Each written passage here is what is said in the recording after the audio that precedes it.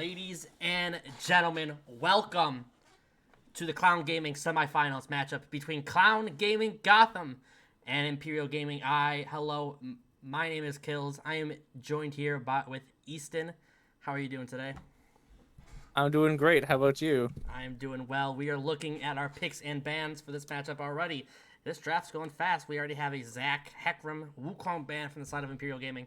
Where Clown Gaming is going a similar direction, looking at the jungle as well. Trundle, Kindred on the board. And we'll see what our third band's going to be for Clown Gaming Goth. That's four junglers at least. So that's going to be huge for the pool of Batman getting hit. So we're going to see how that's going to work out. Lux is the third band on the side of Clown Gaming. How do you feel about the Lux band?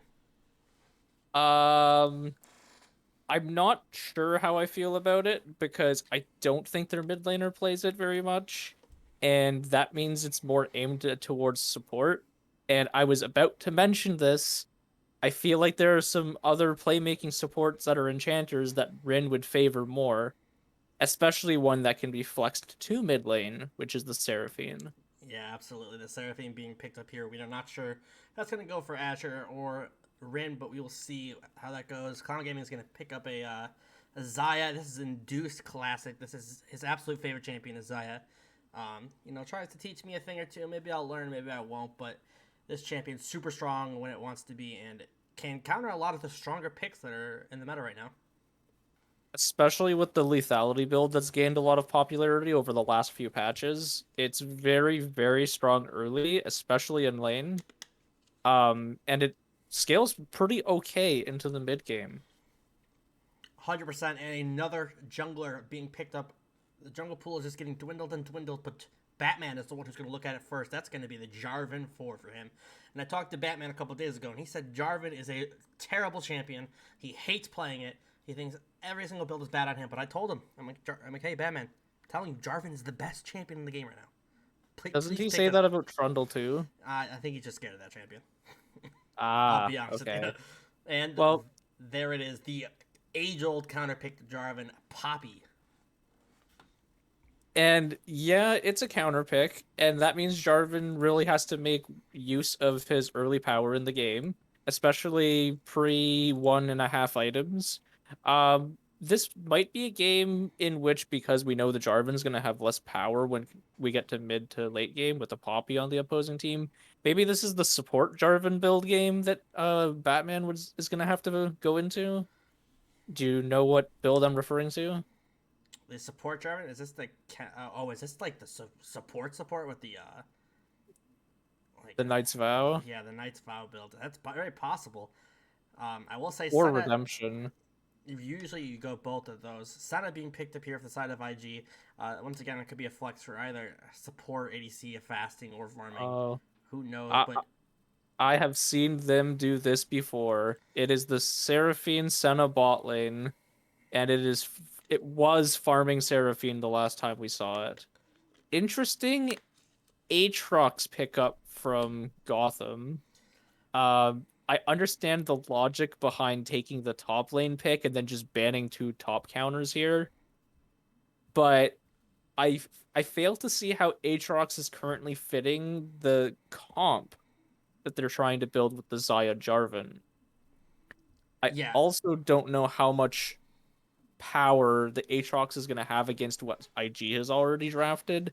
I mean, I think they just out heal any kind of damage he makes, and they can easily build Grievous on any of those three champions. yeah, 100%. I think they need to look for someone right now, hopefully in the mid lane pool or the support possibly to get onto these picks in the back line. You need someone to get onto the Seraphine. You need someone to get onto the Senna because yes, they're going to heal, but they can't heal if they're dead. So you need to be able to get onto them. And I think the Aatrox maybe can accomplish that if he is able to get ahead in lane. And there's nobody I trust more to get ahead in lane than Potato Tomato in the top lane. Absolutely. I really feel they should have held um that pick until R5 and taken mid lane R3. Nautilus being picked up here for Gotham. Definitely still a good champion where it is. It's very highly prized in pro play right now. I don't mind it as a response to the Senna simply because he locks them down so hard for the rest of the team to be able to do something. Um, but he can if he takes a bad trade in lane early, then they're on the back foot, you know? Yeah, exactly. I also think it could be super strong into the Senna and Seraphine because if they they have to hit those hooks. But the Ornn and Nico pickups coming out of the top in mid lane for IG. Yeah, I'm gonna have to go with the chat right here. Ornn being picked up. Where is their DPS? They've got a lot of burst damage coming out of Seraphine and Nico, but I don't think they've got enough DPS to take these prolonged fights, Well, especially if Aatrox gets ahead. this makes me consider the thought that it could be DPS Senna. If it isn't DPS Senna, they're going to be lacking some damage. That said, I know Azure's Nico is super strong and has, especially with the team fight comp they're building, like they're looking for a 5-0, right? Like they're not looking to split push with this kind of comp. They're just looking to fight. And the Vex as the response to the Nico. How do you feel about that one, Kills? I think Vex is super strong right now, and I think Vex can be useful if they're trying to set up for like some flanks. Say they've got like a 1-3-1 going on, and they've got Vex coming around to the side and getting those big ults off. If she's able to hit an ult on a priority target and get a huge fear on like multiple targets, I think it could be huge. There's not a lot of dashes at all, so you got like the Ornn dash, and Nico's W does not count for anything because it's not a dash. She's not going to be able to get her passive off.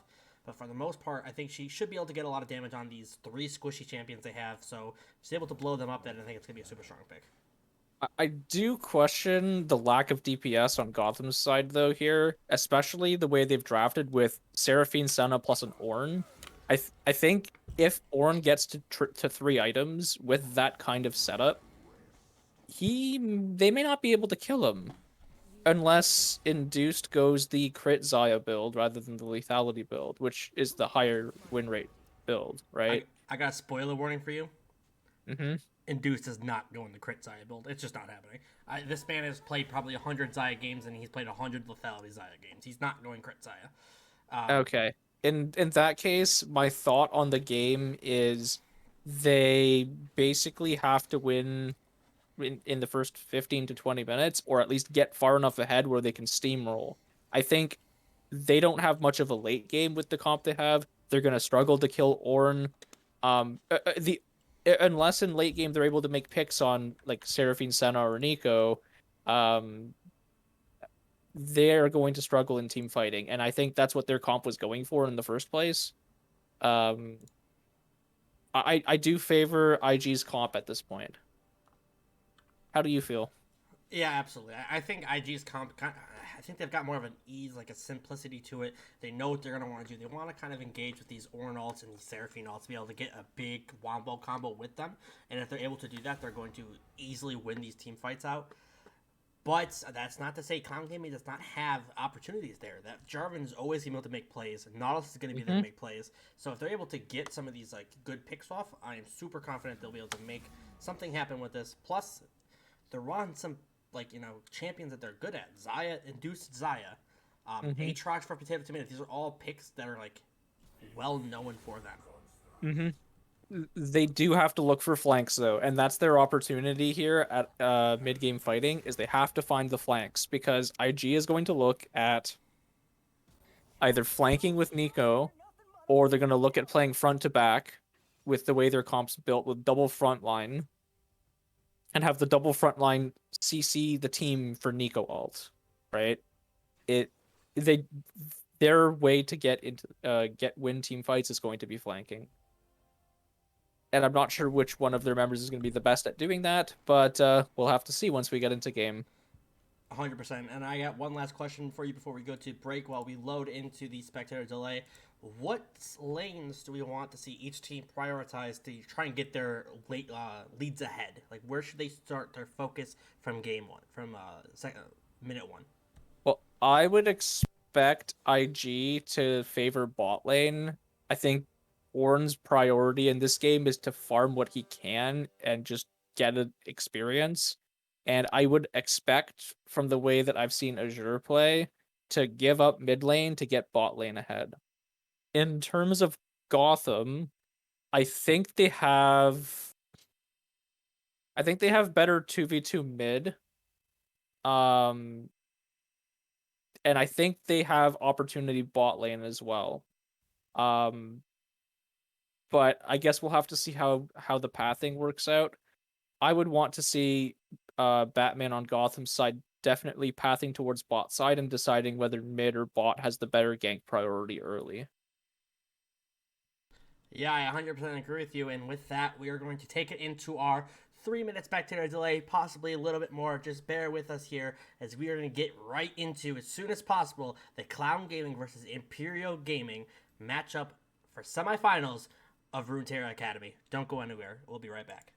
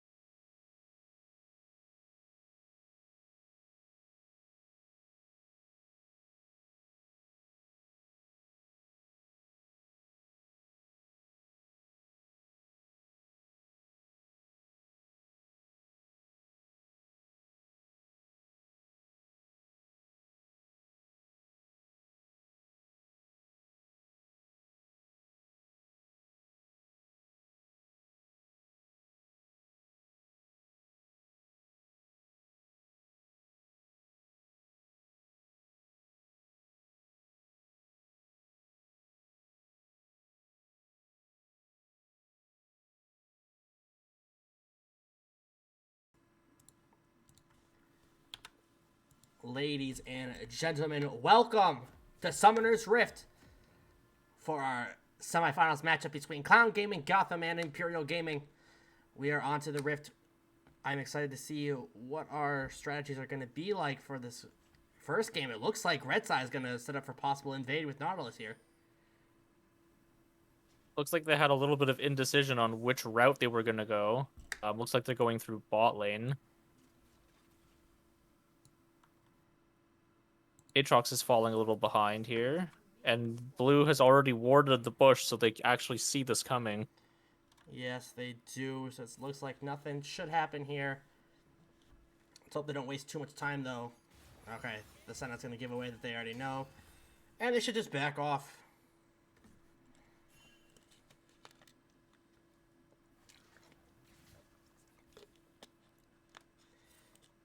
Something to note, though, something that didn't happen, there was no deep vision from blue side there, even though they knew that they were going to be there. No one went in deep, just a nice shallow ward in the river entrance. Also of note that they should know that Nico has started W. So Nico will not have any very much early push mid lane if No Name wants to contest minions. Absolutely. Let's play a fun little game that I like to play. Actually, wait. Let's look at something real quick before we play our game. The Poppy Ruin. Do we see that a lot? Like, I'm not a Poppy player, but is that where you go? On... You mean That's Dark Harvest? on Poppy. So, my jungler Abound is a Poppy aficionado, and Dark Harvest is a legitimate Poppy rune. It's not the most popular one anymore, with the Phase Rush build having taken priority, I think. But if you're going to be early ganking a lot, it makes sense because you can stack it quite quickly. Gotcha.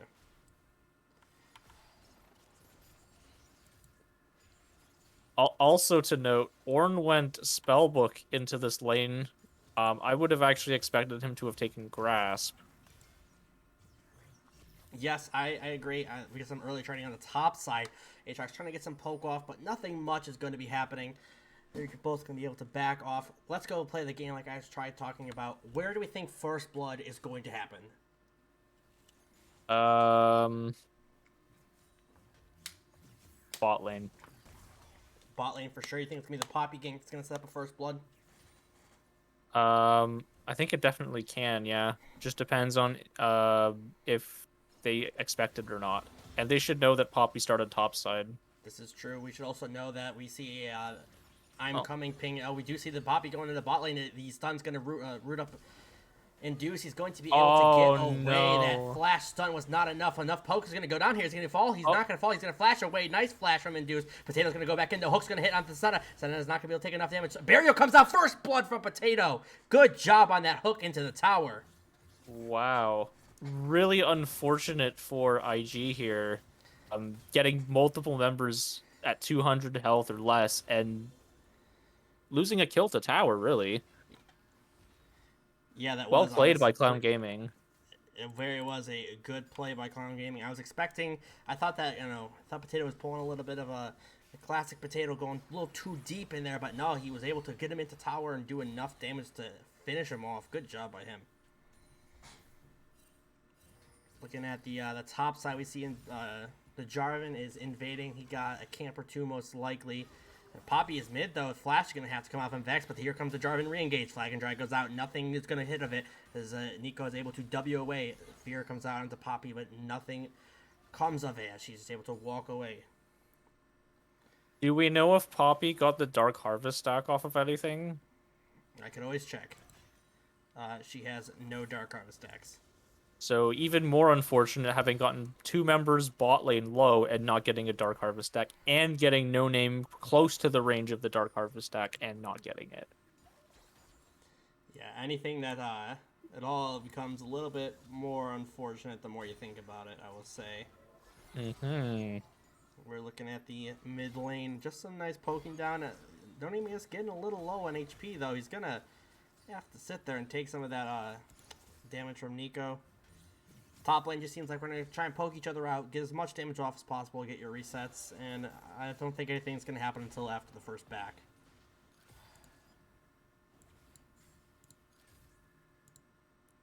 Now, something to note here is that No Name has opted for the Ignite rather than the Teleport in this lane, and has been forced out of lane early, so is going to be behind on CS, not being able to teleport back Yes, to the as that tower. And happens. here's another bot lane gank coming through. Yeah, absolutely. Here comes the Poppy gang. She's going to look for a stun, but no, we're going to go back to the top side. Top side is going to get a kill. He's going to look to now. Batman's going to take him down, but this Root's going to hit onto Induce, and he's going to try and put as many feathers out as he possibly can. But it looks like Senna's in a bad spot in the center. The feathers are going to come back, and that's going to be a kill for Induce. Great job by Gotham. 3-0 on the board already at about 6 minutes in the game.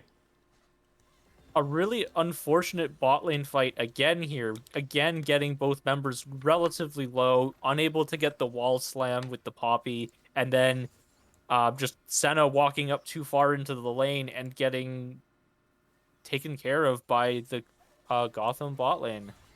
Yeah, this Senna is starting 0-2. She is a farming Senna. I don't know if we noted that already, but she's a farming Senna, and she's starting 0-2, and she's 20 CS down. That is a hard thing to look at. We talked about how well this comp is going to work out, but the comp doesn't matter if you're going to fall so far behind in the early game that you're not going to be able to make anything happen in these team fights. I mean, IG can still play through mid lane where they have a pretty nice lead, and they can also still play to scale because Ornn isn't losing that hard topside.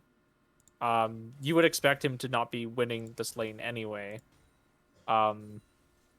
But they still have options to play this, and looks like Yes, we that looks, have. that's a Nico gank right there. Nico's going to come out and be able to get some of the stun down. The Nico ult's going to come out. Oh Poppy, my can gosh! he do enough damage? Ornn ult's going to come out. Is he going to be able to hit him? He does hit him and get that passive proc off. Ornn is going to kill him. Potato. The Potato has been mashed, and he's going to fall down to Ornn at this.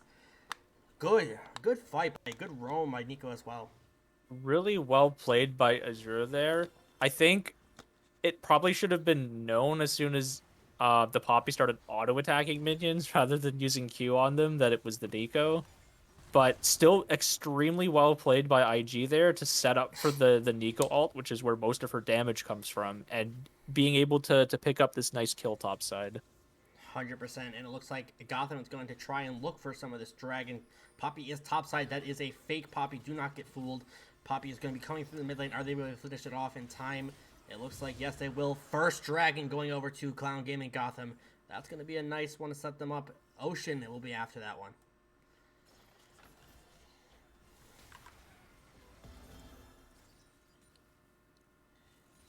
And around the map, let's look at some gold. We look at gold around the map. There we go. Let's pull that up. Gold around the map. It looks like Induced is leading it away in the bot lane. 3k gold over. Actually, way more than 3k gold. He's about 1,000 gold over his opponent in the bot lane. He's around 3k right now. Super strong, I'd say. I think he's gonna be something to a force to be reckoned with in the mid game. Let's see if something can happen though. Hook is gonna be thrown out. Nothing lands though. And I think we're gonna hit that stage of the game where we're gonna be a little bit of a lull. The objective fell, and we're gonna try and farm it out for now. Yeah, absolutely. Maybe in a little bit of a lull state while we look for some plays to occur while wards expire and junglers make their ways around the map. Looks like this Poppy is waiting top to try and get a gank in on the Aatrox here. Yep, the center ult's gonna come out and try and get some shielding, but it's not gonna matter. The Aatrox ulti does get pops, but he's just gonna back away. Everybody's gonna back away, and we're just going to look for probably Rift Herald, try and get some vision on it. But the Jarvan is topside, and I don't know if they might know about this. I don't know how they would, but they do know for sure Poppy's going to try and stun him up, but he's not going to be able to. Nothing happens. A Deuce is going to get hit by both Seraphines, but the hook throws out, doesn't get hit, and Deuce is kind of staying. He's walking up. He's not afraid of these guys. I think he just wants to get the wave shoved into tower so that he can just do a quick reset here.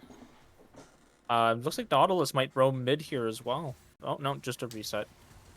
Oh, it looks like Potato Tomato's going to get in a rough spot as the Ornn pillar and dash comes out, and he's going to get ignited. The pillar comes out. Ult, he's going to come out from the Ornn. He's going to be able to hit him. He absolutely hits up. Sybil's going to take down Potato Tomato with a solo bolo in the top lane. But look at the Jarvan. He's going to try and look to re-engage, try and catch one off. The Flag and Drag comes out. The Cataclysm comes out, but the ult is not enough. But there it is. No name there to clean it up. And that's a pretty good gold going to the Gotham mid laner here. Let's just see if that The ult gold. does hit from the Vex. Oh, Is she going to follow in? She is going to look to go in, but the Pop Blossom comes out. The Flag and Drag is there to follow up in. Good kill by the Vex. I can't believe she actually hit that ult. I'm honestly pretty surprised as well. I did not expect that ult to even still be up to be able to be used. But I guess it's a long time that it stays up if you actually hit it. And yeah, Nautilus hook does look to be onto the Poppy. Here comes Flag and Drag possibly. No, they're not going to look for it. They know Poppy's probably got the W to stop the Flag and Drag from actually working out. So they're just going to be able to back off and probably get their buffs. But good job in the mid game on these roams Gotham has been able to find. Potato is actually making a lot of things happen around the map. And the Vex is roaming just as much as she should. I am very happy with how this Vex is playing out. Yeah, absolutely. Picking up those 2 kills, they're super big for No Name in the mid lane here. Hopefully, he can make use of that gold and continue to snowball because that's what Clown Gaming needs in order to be able to win this game. Yes, indeed. I'm noticing on the scoreboard it is not showing something. It is not showing the dragon that Clown Gaming has. I will try and get that fixed as soon as possible. But if not, just note that Clown Gaming does have a mountain dragon at this moment, and it looks like we're going to have a top lane. The World Ender is going to come out and try and stun Q3 hits. Are they going to get enough damage off this? Orin has the pillar. Pillar is probably going to get dashed on. No, with no dash, the W comes out, but that's not going to be enough. Potato Tomato is going to hit a solo bolo in the top lane. Really good return kill up there. The Ornald was maybe 10 seconds away from being up, and we've got another fight here in the bot lane. Yeah, Looks like Poppy was going to look to try and dash, but not going to be enough. Flag and Drag gets canceled by the W, though. Looks like nothing's going to be happening. Flash comes out from Batman, but it looks like it's not going to be enough. Cataclysm onto the Poppy, and a feather going out. The Vex ult hits nothing, but Induce gets the first kill. Poppy is dead. Flag goes out, but there we go. Takes down the Senna. Senna is now 0-3. Can they do anything more? Looks like they're going to try and push this tower as much as possible. Seraphine at 100 HP. Is she going to happen? Pop Blossom goes out, and it is going to root up the Nautilus under tower and not do a single thing after that. again, another shame here from IG in the bot lane. Not able to pick up a return kill off of that with 4 members in the bot lane at the end of that. And again, losing XP on their 80 carry. Paradigm Shift is going to be very behind on this Senna.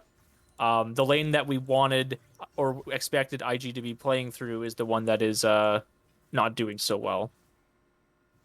Yeah, they are getting beat down. Every single gank they have tried has not worked for them, and it looks like it's going to be a rough one. Induced Zaya, we know that if it gets ahead, it's going to be a menace, and it is ahead right now. Up 2 kills, 2 assists, and about 20 farm in that bot lane. The goal difference is probably insane, and I am expecting him to do massive works in the mid game. Let's hope so, because they're going to need it. And looks like Potato is getting caught by Poppy here, but should just be able to go through the wall, can he not? You say that, but his dash got He is canceled by the Poppy stuck. W, but he's healing a bunch. His heal is going to go off Q3 hits. He's and he's gonna actually going to get pick up a kill on Poppy. The World Ender does Wow. so much. He's able to dash over the wall, though. Orinal's not going to be able to do anything as he has already feels. Can He the Vex pick up missed the ult. Oh, no. That is absolutely terrible, but the Vex gets a return kill done onto her, and it looks like the Zaya's in a bad spot. Senna picks up a nice shutdown onto her in the top lane. Looks like Nico was able to get out as she was not able to fall to the Aatrox. A lot of things happen around the map, but that ends up being a 2-for-2 for both sides. Yeah, and looks like there was a shutdown on No Name, so it looks like the gold might have been in favor of IG here. And maybe a shutdown on Induced as well. And it looks like there's another fight going on here bot lane. Bot lane's just all-inning the Nautilus since Nautilus is on his own and just gets out with the dredge line. Yeah, it looks like for the most part...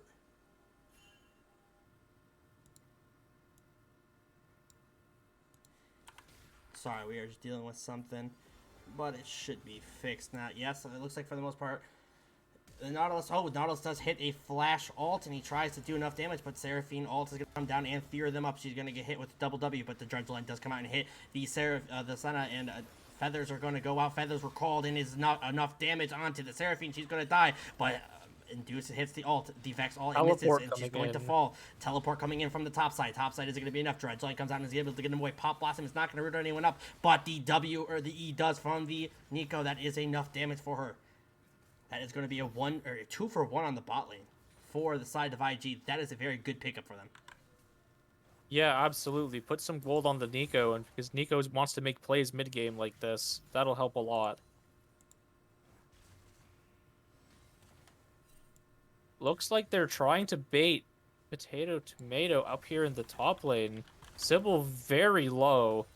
Yeah, might just they might actually lose this 1v2. It looks like they are. And the W does stop the dash from Tomato, but the World Ender is going to give him so much healing. That is a Nico, not a Seraphine. Do not get fooled. But if this Ornn walks up too much, he's going to fall. The Senna comes out to heal him and do no damage. But the Aatrox will fall. That is a 5-man top lane. If you count the Senna who had the ult, that is 5 people who had to assist in killing that one Aatrox. Right, and Clown Gaming is going to take advantage of that by taking the first tower in the game mid lane and getting a second charge off and getting a second tower. Big standing gold being taken by Clown Gaming here, opening up the mid lane turret as well, which is going to be big for the mid game. Absolutely, they are able to open up this map completely. Dragon up in a minute 5, and they're going to look for something. Dredge Line is going to hit on the Poppy. Looks like they're not going to do anything, but he's going to get rooted up. This Nautilus is going to take a lot of damage, but the ult does come out. The Xayah is there to follow up. Flag and Drag goes down onto the Seraphine. Seraphine's going to have to flash out, but there is a lot of damage. And there goes the Vex. Pop Blossom comes out to save her with the Feathers are going to come out, and it looks like lots of damage is going down, but the fight is going IG side as 3 people from Clown Gaming has fallen. Looks like it's going to be a 1-for-3. Is this Aatrox going to come out with the World Ender? He's going to try and get the flank. He looks like he gets one down. That's 1 to go. She's looking for the Seraphine. He's looking to get more healing off as possible. There comes the Xayah trying to help him. Feathers are going to go out, and the Feathers are going to come back. Can he pick one up? Is he going to kill the Ornn? He does find the Ornn. This is going to go more and more. Can he get more healing, though? Clown Gaming is able to take it back with that Aatrox getting as much healing as possible. That was insane amounts of healing from that amazing flank from the Aatrox. What a play from Tomato, waiting over the dragon side to be able to get the 2 low members of IG after a fight we expected IG to come out winner after a 4-man Nico ult from Azure. Sadly for them, they got flanked by the low health Aatrox, and he just out-healed all of their damage. And they're going to get the dragon off of this, so they're going to be on soul point. Absolutely, and that's not a soul you want to mess around with at all. That is a Hex Tech Soul. It will do insane amounts of work in the late game. Don't let them get it. With anything you do, you're going to have to find a way to push out these lanes, to push out vision, and get as much as possible for that 4 minutes and 40-second dragon. Yeah, absolutely.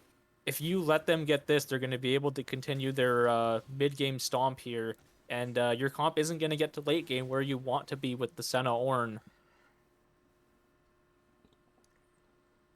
Right now, all they're trying to do is they're going to try and look to get some vision down. We're going to push out the mid lane, push out the top lane. Baron's going to be up for 55 seconds. That is going to be something they could possibly fight around, but I'm expecting Gotham's entire focus is going to be on this this dragon that's going to be coming up in about 4 minutes.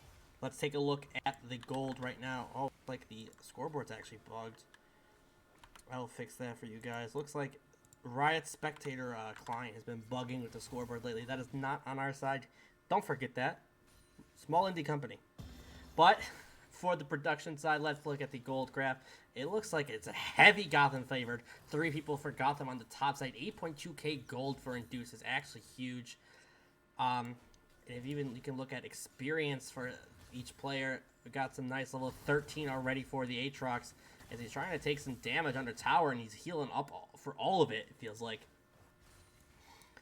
and it's not going to be anything for him, as he's probably going to try and push out the tower as much as possible to open up topside even more for Baron. And Aatrox healing all of that damage while Ornn does actually have Grievous just shows how strong that champion's identity towards healing is. And he's already shown that the Aatrox is extremely powerful against their comp, and they don't have any other forms of Grievous right now. So hopefully they'll be. I wonder if their thought is to just burst through the Aatrox. Don't really see how they do that with their comp. That's probably the only way for them to be able to do it, but it looks like the Neeko tried to get a little bit of a cheeky play onto the Vex, but that's not going to matter. She's going to miss her root, but the flag and drag comes out. Cataclysm is going to hit onto the Senna. She's not able to go anywhere, and that's going to be a free kill for the Xayah. She does not have Flash, but she had Barrier, but there's no point using it. You're already dead if you get hit with that. Yeah, absolutely. Paradigm Shift getting caught out again. Now at 5 deaths in this game. Almost all of those from having been caught up too far in a lane on his own. I will say, I try not to be a biased caster, but let's be real, this is the Clown Gaming channel. I'm going to be a little biased. I am very happy to see that Clown Gaming has come over their very one-sided 2-1 loss yesterday in the Aegis Esports League. So I'm very happy to see that's going to go well this game, but it looks like the Ornn ult's going to come out, trying to find an Engage. Engage is going to be caught onto the Nautilus, but the Dreadline's going to hit. Small, very not good Neeko ult, but the Seraphine ult's going to hit one person. The feathers are going to go up, but the feathers are going to fall. How much can Potato Tomato do? It's just him. He's going to hit a lot of people with that Q3, though. That's Healing Gun. That's 2 kills for him. Can the World Ender do enough damage? He's going to hit another Q, and that's going to find, he's going to find possibly 3. No, he's going to live with 1 HP. How much can this Aatrox do? He's going to hit another Q, and he's not going to find it. He's going to fall. Shut down for the side of IG, while Vex is just in the bot lane pushing. Interesting choice from Clown Gaming here. Getting standing gold there for a fight that could definitely have been a big win if Vex were there. Wonder if Clown Gaming isn't used to their mid laner not having the teleport available. And then, never mind, here's the one shot that we talked about here from the Vex. Yeah, Paradigm Shift just getting caught out in the jungle for what? Going to get red buff here on his own? That's just Vex doing Vex things. That's absolutely what she should be doing. She should be looking for those assassinations. She can play both styles. That's why I love Vex as a champion. She can play both Assassin and Artillery Mage if she wants to, but it looks like we're trying to... I mean, it might have a little bit of skirmish going down here. I have a feeling both sides are going to back off for a second, but no, Dreadline's going to hit onto the Ornn. Flag and Drag is going to... She's looking for the flag, but no, it does not matter because the Poppy W is going to stop them. Said Fast Presence is too broken of an ability, but the double stun's going to hit 2 of their carries, or 2 of their tanks, sorry. And it's not going to be enough. Both sides are going to walk out. We have a 10 seconds on Dragon. This is very scary as 2 of their players are both about 1/3 HP. Right, and with the comp that IG has, they can just heal up pretty easily. Especially with their 5th member, Paradigm, just coming back here. Looks like IG is looking to possibly force a fight. Absolutely. Subtail's actually going to get poked out. He's actually going to fall completely, and the Ornn ult is going to hit 2 of them. They're 2 biggest carries. World Ender's going to come out, the Feather's going to get retracted, but they're all in the choke point. The Cataclysm's coming out and hitting a lot of people, holding up, and the Vex ult's going to hit onto Azure Fire, but can he stopwatch it in time? No, he does not. He's going to fall, and it's absolutely going to be a clean 4 for 1. At this moment in time, no one else is going to fall. Seraphine's going to walk away. It is the 3 Dragon Soul for Clown Gaming. And this Aatrox just can't die at this point in the game. It feels like IG does not have the damage they need, even with all the CC they put on the Aatrox, for them to take the Aatrox out. And I think that Sterak's bought by Potato Tomato is a fantastic choice for this game specifically. It seems like he understands the win con here. If they can't kill him, he will out-heal everything. Yeah, absolutely. They have to burst him, and it just doesn't feel like they have no burst. Who's going to burst him? The Neeko? The Neeko's not going to be able to have enough damage. She is not that type of champion. She can't not burst this Aatrox, so he's just going to heal up over time as they have 0 DPS. It feels like this Aatrox is going to solo carry, if he wanted to, solo carry this game. But he does have teammates with him. 8-3 on Xayah, 6-2 on Vex. Trust me, it may not look flashy, but Batman is putting in work this game on this Jarvan. Absolutely. And something to note for IG here is their Senna is actually doing what we anticipating uh, from the Senna, which is the Kraken Slayer build, because they need the DPS. Sadly for them, it's their DPS that is the one that's behind in this game. Ornn has been getting shutdowns in these team fights, which is good for getting Ornn to ornaments, but not good for the DPS they need to be able to kill this front line. Actually, this is something huge right there. Vex missed ult, and she's getting stunned up. She's not going to have a lot of DPS. She's going to flash away. The fear is going to go on to the Poppy, but it just doesn't matter when your teammates are that good to catch up with you. Vex kills the Poppy with the help of the Xayah, but Ornn is going to get hit with Cataclysm, and he's going to call out the call. No one's going to get hit with it. He does not get it off. Batman's going to fall. The Jarvan is dead. Big Seraphine ult onto Induce. He's going to hit the Feathers, though. The Feathers is going to stop the Pop Blossom from hitting anything. And it looks like they might just back out, but no. Vex walks back in. Induce does pick up 2 on the back end, though. It just doesn't matter. He does so much damage. It lived for so long. Notice that this was a fight that started with Aatrox pushing top lane. So Gotham basically just won a 4v5 there. And lost Poppy for free at the start of that fight, even though what looked like a good catch on the Vex ended up actually just being a death sentence. Absolutely. It looks like Xayah is going to try and get as much poke out as possible so they can get this turret up with that gigantic cannon minion just pushing down shot after shot. That's going to fall. That is 2 inhibitor towers possibly. Let's look at this. Poppy's going to try and stop him. Poppy's going to push him away, but let's be real. It doesn't matter. This Aatrox is too strong. Steadfast Presence does literally nothing as he already dashed. Q3 is going to miss, but he's just going to back away. 1/4 HP on that inhibitor tower, and they're going to look to try and set up vision around nowhere. Actually, there's no objectives up anytime soon, so it doesn't matter. They're just going to back and try and reset. Reset, spend your gold, get back the wards on the support, and either look for a pick or push in with looking. Actually, the Baron has worn off, hasn't it? Yeah, the Baron most likely has worn off, I will say. If anyone would have it, it'd be the Xayah. The Xayah does have Baron still, I will say. I can't see too well. It looks like it's about to wear off. Yeah. So Zaya's just gonna go and look to pick up red buff, and they're going to probably look for a pick somewhere. It looks like Batman is just sitting in the bottom side quadrant there, with Nautilus and Vex, looking for someone to show up. Looks like Azur's gonna get caught here. Oh, this is such a bad position for him to be in, but he looks like Cataclysm goes on to the wrong person. Batman got fooled like a fool's game. Big Seraphine not hitting 3 people, but the stun is going to be enough. Here comes the call. Ornn is calling. Here he goes, and looks like Poppy's going to hit W. He's going to actually hit, but here comes Aatrox. Aatrox has a lot of damage and a lot of healing. He's actually going to hit Q3 onto the backline, and Seraphine's going to fall. Here comes the Ornn trying to save him. Xayah is getting damage on the backside and killing the Poppy. Poppy falls down. Here comes Aatrox with the... He's going to have the World Ender getting more and more damage off. Induce is there trying to help him out with the slows. He calls the Feathers back, does not get the root. And it looks like they are going to be able to get these kills. Flag and Drag gets the ace, and it looks like they should just push in these towers and possibly win the game off that fight. We'll see if they'll be able to do so. Nico's up just about now, and Seraphine's almost up as well. If they get a pick on Azure here, it's possible they could look to end, especially with them not being able to burst out the Aatrox from here. They're going to take the tower, and one of them TP's away, but Xayah has to use the Feathers. Aatrox cannot get away from the portal, but he should just be able to walk away with his dashes. There we go. Champion can go over walls. That's super fun. We got 50 seconds on the Elder Drake. This is going to be a solidification for Clown Gaming. If they get this Elder, that's it. The game is for sure over. But the objective bounties are up. 800 gold. If they somehow get this Elder from the side of IG, they could look to maybe get their way around, turn this game a little bit. It's going to be hard, though.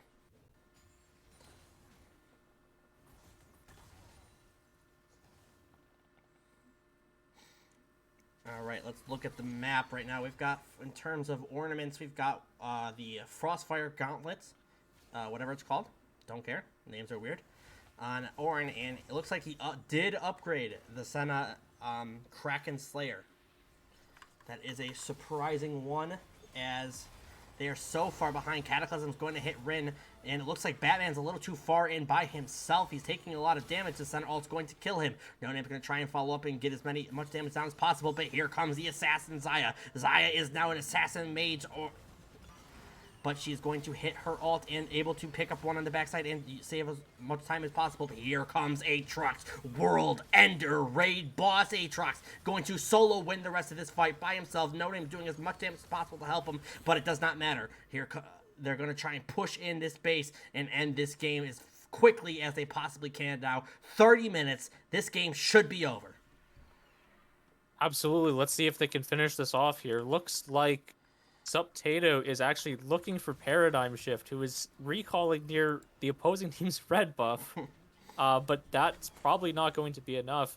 Clown Gaming Gotham is going to finish this game here. Absolutely, and this should be an easy game one for Clown Gaming Gotham.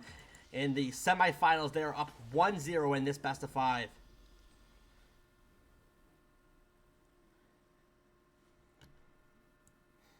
All right, we are going to go into a short break while we wait on the draft for Game 2. Do not go anywhere. We will be right back with Game 2 of the Clown Gaming versus Imperial Gaming Runeterra Academy Sophomore League semifinals.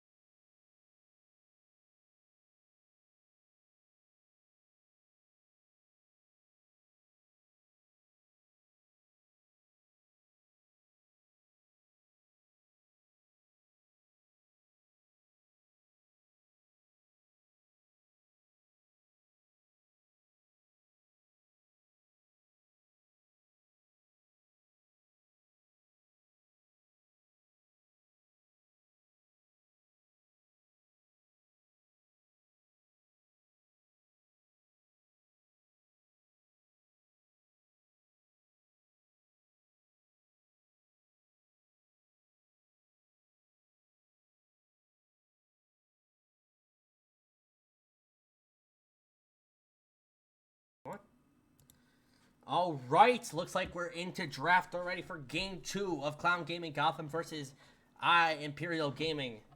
Draft is just now starting. No bans have come out yet, but we are ready to see what IG is going to have in store for Clown Gaming after that pretty, I would say, pretty convincing victory by Clown Gaming. Absolutely. Clown Gaming really preyed on bot lane early and really snowballed through that. Plus, the Aatrox winning lane practically solo against the Ornn and just bringing out that presence mid game in these skirmishes. Really solidifying how Clown Gaming really wanted to play that game. Sorry, Mike muted. Absolutely. Trundle and Kindred being banned outside of Clown Gaming. I 100% expect a Trundle ban every single game because Batman is literally afraid of the champion. You know how some people are afraid of clowns? Batman is afraid of Trundle. The Troll King is too much for him to handle. The Lux ban going to come out as well. And Zach, Wukong, and now the Aatrox is going to make an appearance for the side of IG. Zaya, first pick. How do you feel about the Zaya first pick? I don't mind the Xayah first pick. I think Xayah is actually a pretty safe AD carry, even pre-level 6 when she gets her ultimate. And I think she's actually still underrated by a lot of players.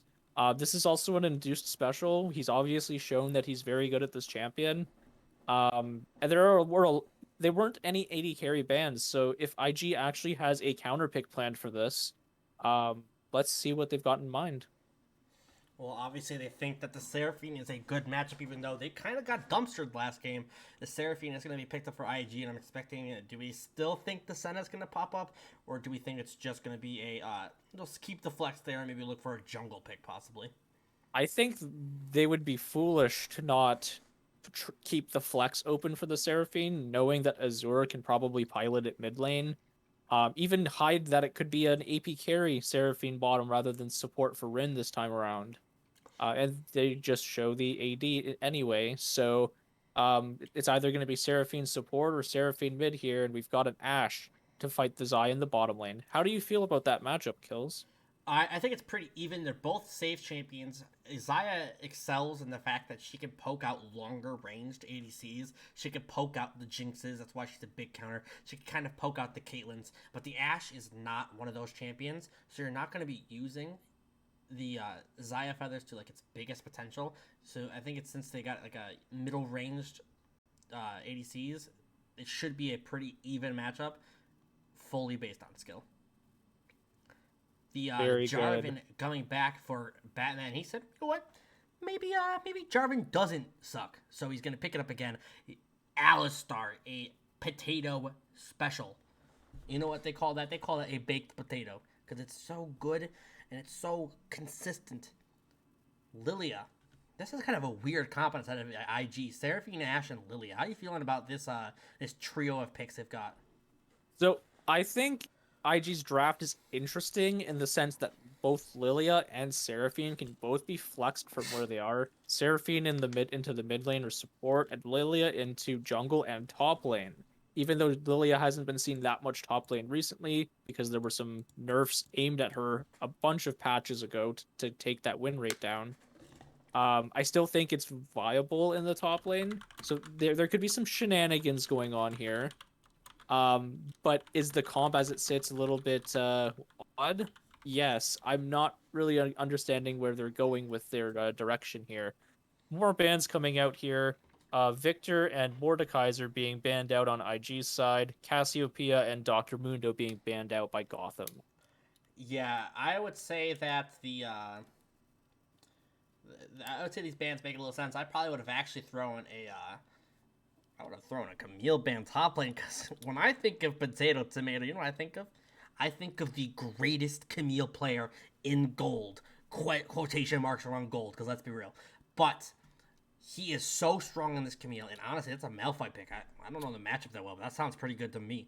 I'm expecting either a Camille, maybe a Gwen, because they've got the tank. They don't need any more tanks. They need damage. This Jarvan and Alistar are going to do enough tanking for the rest of the team. They can get a damaged mid laner and a damaged top laner right here.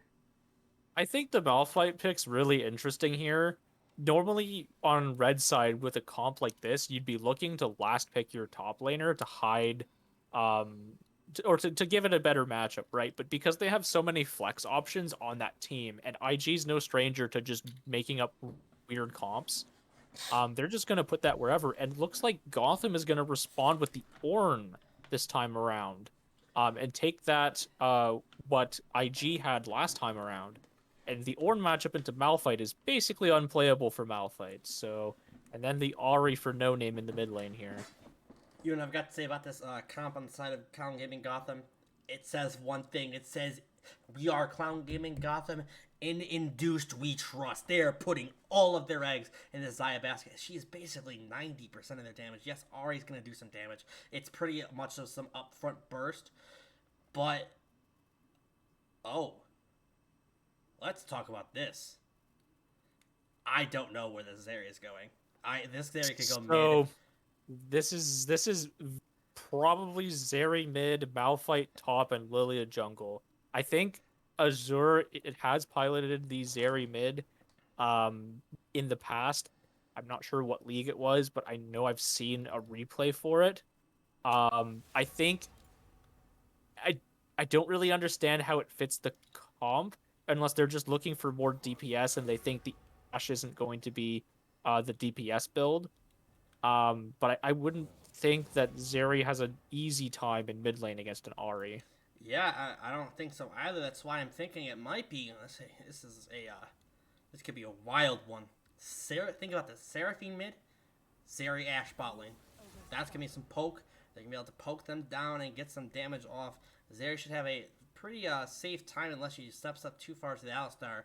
But either way, no matter where she goes, it kind of feels like a weird pick that I'm not quite comfortable with. I almost would have preferred them to just run back the Nico here and pair it with the Malphite and the Seraphine ult once again. But let's see how this game shakes out here. Definitely going to be a banger, and looks like both teams want to do pretty much the same thing in terms of either team fight or pick. So it's going to be a bloody one. Yeah, absolutely. Let's talk about where do you think that each side wants to play to try and hopefully pick up the W. Do we think we want to play it more bot side again for Clown Gaming, or maybe look to get that Ornn ahead a little bit? I doubt that's going to be the answer. But where do you think both sides want to play? If they have good knowledge of lane matchups here, um, Batman should not really be looking to help the Ornn in this matchup. Malphite can't really get Ornn out of lane. So I would expect them to look for bot lane plays early here, unless Batman wants to try and get mid lane ahead against a Zeri before Zeri hits a power spike. In on IG's side, I feel like they have more options than Clown Gaming. Like Malphite definitely needs help in the top lane against Ornn. I don't think Zeri gets prio in the lane against Ahri, so there's options to hit the Ahri early, and they have really good setup bot lane with Ashe Seraphine to slow them down so that Lilia can get on top of them. So IG could really go almost any direction here. I think they have way more options than Clown in terms of jungle pathing, but I am overall favoring the Clown Gaming comp. I feel like it's more cohesive. I just don't understand what the role of Zeri in this comp is. Yeah, I'm a little confused by that too. And it looks like we are into the client draft, and Zeri is picked by the mid laner Azure Fire. So I'm questioning. Hey, they could trade it, but I agree with Easton here. I'm going to say it's most likely going to be a Zeri mid, and they're not going to trade it off. So no matter what, I'm agreeing with you. I really am questioning what this area is going to be doing, and I'm hoping they're able to find in those fights, find those big zaps that they're looking for, and actually do something in these team fights. But that is something we are going to see later. We are going to go to a quick break while they finish up this client draft. Make sure we got our production all ready and everything set up so we can have a nice quality stream for you guys. So we'll be taking a quick break. Don't go anywhere as we're going to go right into game 2 of this matchup between Clown Gaming Gotham and Imperial Gaming. Don't go anywhere.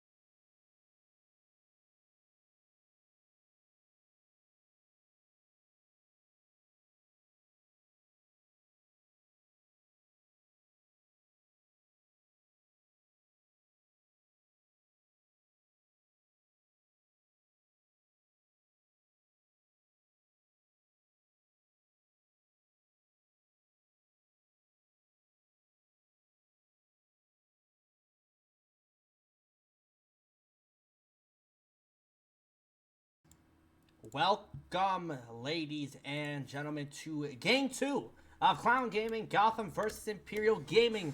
We are going to head right onto the Rift and look at our strategies for level 1. It looks like everybody's going to try and fan out. Nice, easy 5-point, as they are just going to, shake some hands, maybe dance, throw some emotes, or if you're a bad person, maybe throw a flag, get some mana flow stacks, who knows. Really interesting to note here. Zeri is actually starting Cull here. So looks like IG is planning to scale in this game. Which we'll have to see if it's the right decision. And also, Malphite did opt for the Comet in the top lane rather than the Grasp. So we'll have to see how the trade patterns work out, because my knowledge from the matchup makes me think that Ornn wins the matchup with Comet. Yeah, it's very, very possible for them too. I will say that these lanes, I'm gonna be honest with you. I think Clown Gaming wins all 3 lanes. I mean, they're gonna have I some. think bot lane's a toss up still. Depends on how well IG can poke out Alistar early, but definitely think they have the upper hand in mid and top. Yeah, Unless I don't know the matchup with Zeri mid well enough to comment. I'm gonna be honest with you. I don't think No Name knows it either, because no one sees. This is a very niche matchup. You don't see Zeri mid often, and especially you probably don't see the Ari to Zeri matchup. But hey, it could be a secret counter pick. Maybe Azure knows something that we don't. But in the bot lane, I think they're gonna be able to poke him out with the Zaya feathers enough to actually to do a lot and maybe offset some of the poke they're gonna receive from Ashe Seraphine. Yeah, and like expected here, the Seraphine's really working to get those Spell Thief procs. And they have early lane control, so we'll see if they can keep this up here. Yeah, and already on the side of top lane, Ornn's already trying to go in. He already threw up the pillar once, already dashed into it to get that stun off. A double root from the side of Seraphine. That's a lot of big damage on an Alistar. Taking a lot. He's only level 1, so he's not going to be able to actually, trample, maybe take some reduced damage. He's just going to have to take it. Really, another thing really interesting to note, Lilia actually started Raptors and then did Krug's red and is now full clearing bot side, whereas Batman did a red into top side quadrant. So maybe Batman's going to look for an early gank mid or top here, while Lilia still works on the remainder of the camps in the bottom quadrant.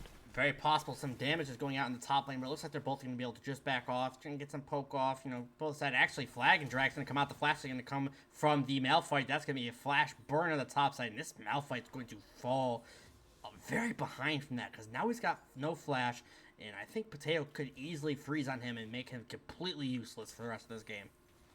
Absolutely. And Azure is taking very strong trades mid lane against No Name as well.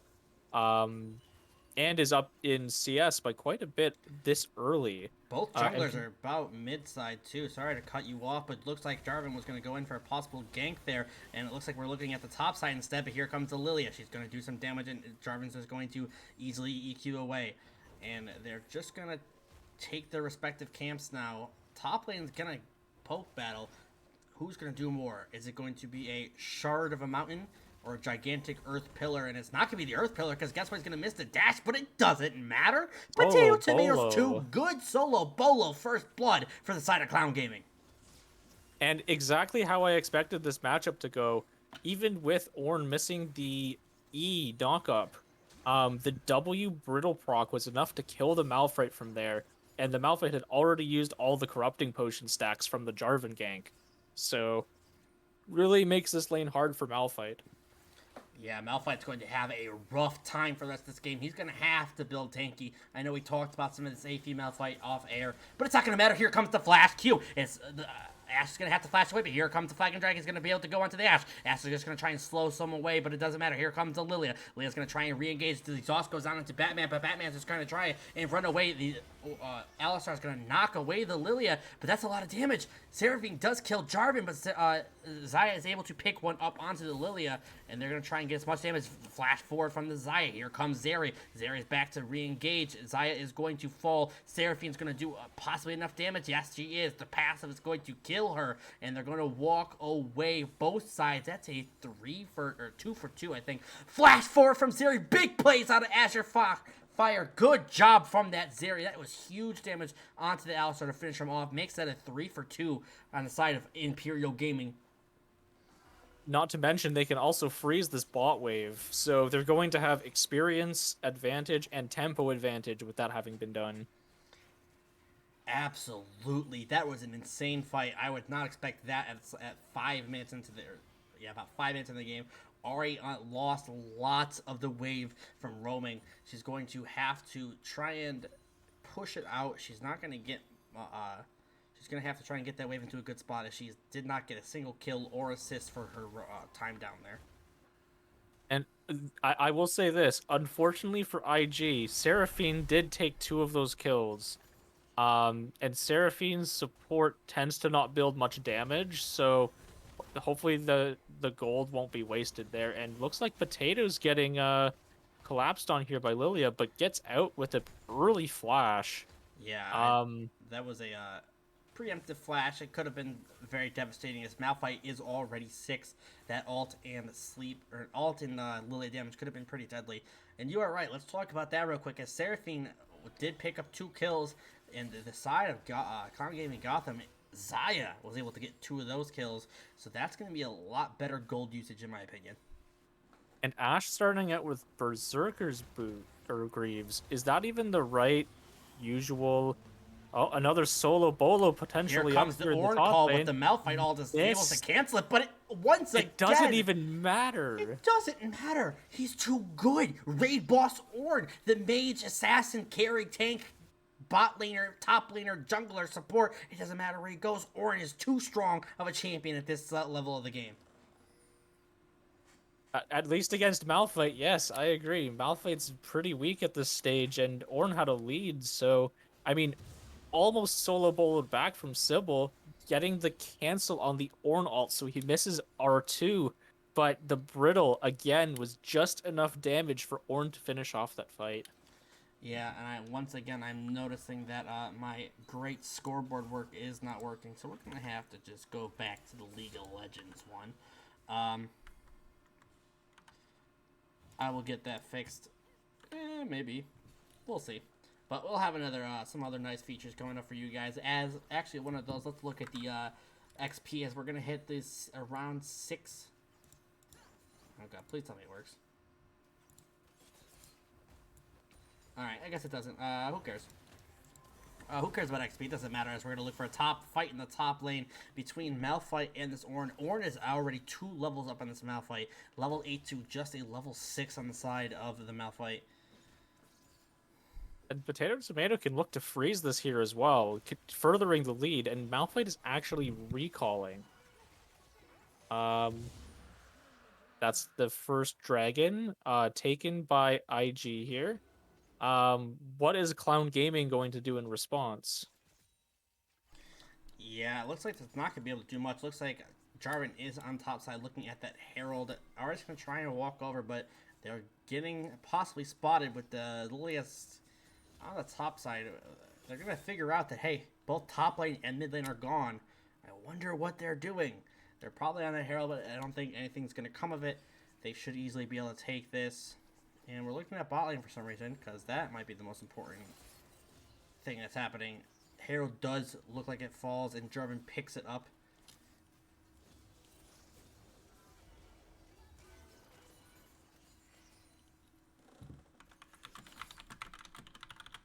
Alright, so it looks like Jarvan's just going to go back to clearing his jungle rather than looking to force that right away. And we've got another big trade going on here in the top lane.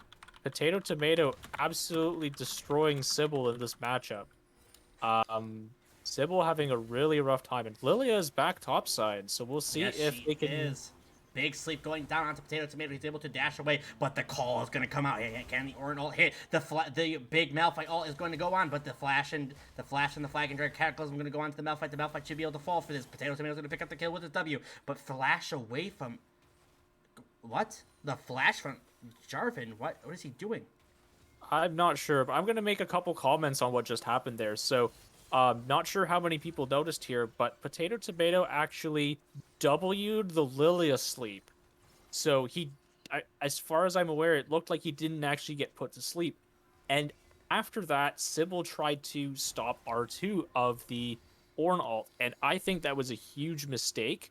I think he should have used the ult to peel away, knowing that Jarvan was in the area, and instead just gifts away another kill to this Ornn that's now 3-0. And we've got a big Rift Herald play coming here in the mid lane. Um, Maybe used a little early, not getting as much damage or as many plates as they could have there. I will agree. Um, That is a big ult from Zarya. She preemptively flashed nothing. Literally nothing happened there, but it doesn't matter because they're going to get 2 kills. Zarya's going to pick up one. Lily's going to pick up the other. They're going to try and push back this mid lane push they had. Big Ash Arrow actually getting an assist there. Very fast, very hard to actually do anything to. Zarya had a nice flash there that literally did nothing. I think she thought a charm was going to come out, but nothing happened of it. The big mage assassin marksman warlock champion Ornn is going to be trying to actually fight and stop this area, but it's not going to matter.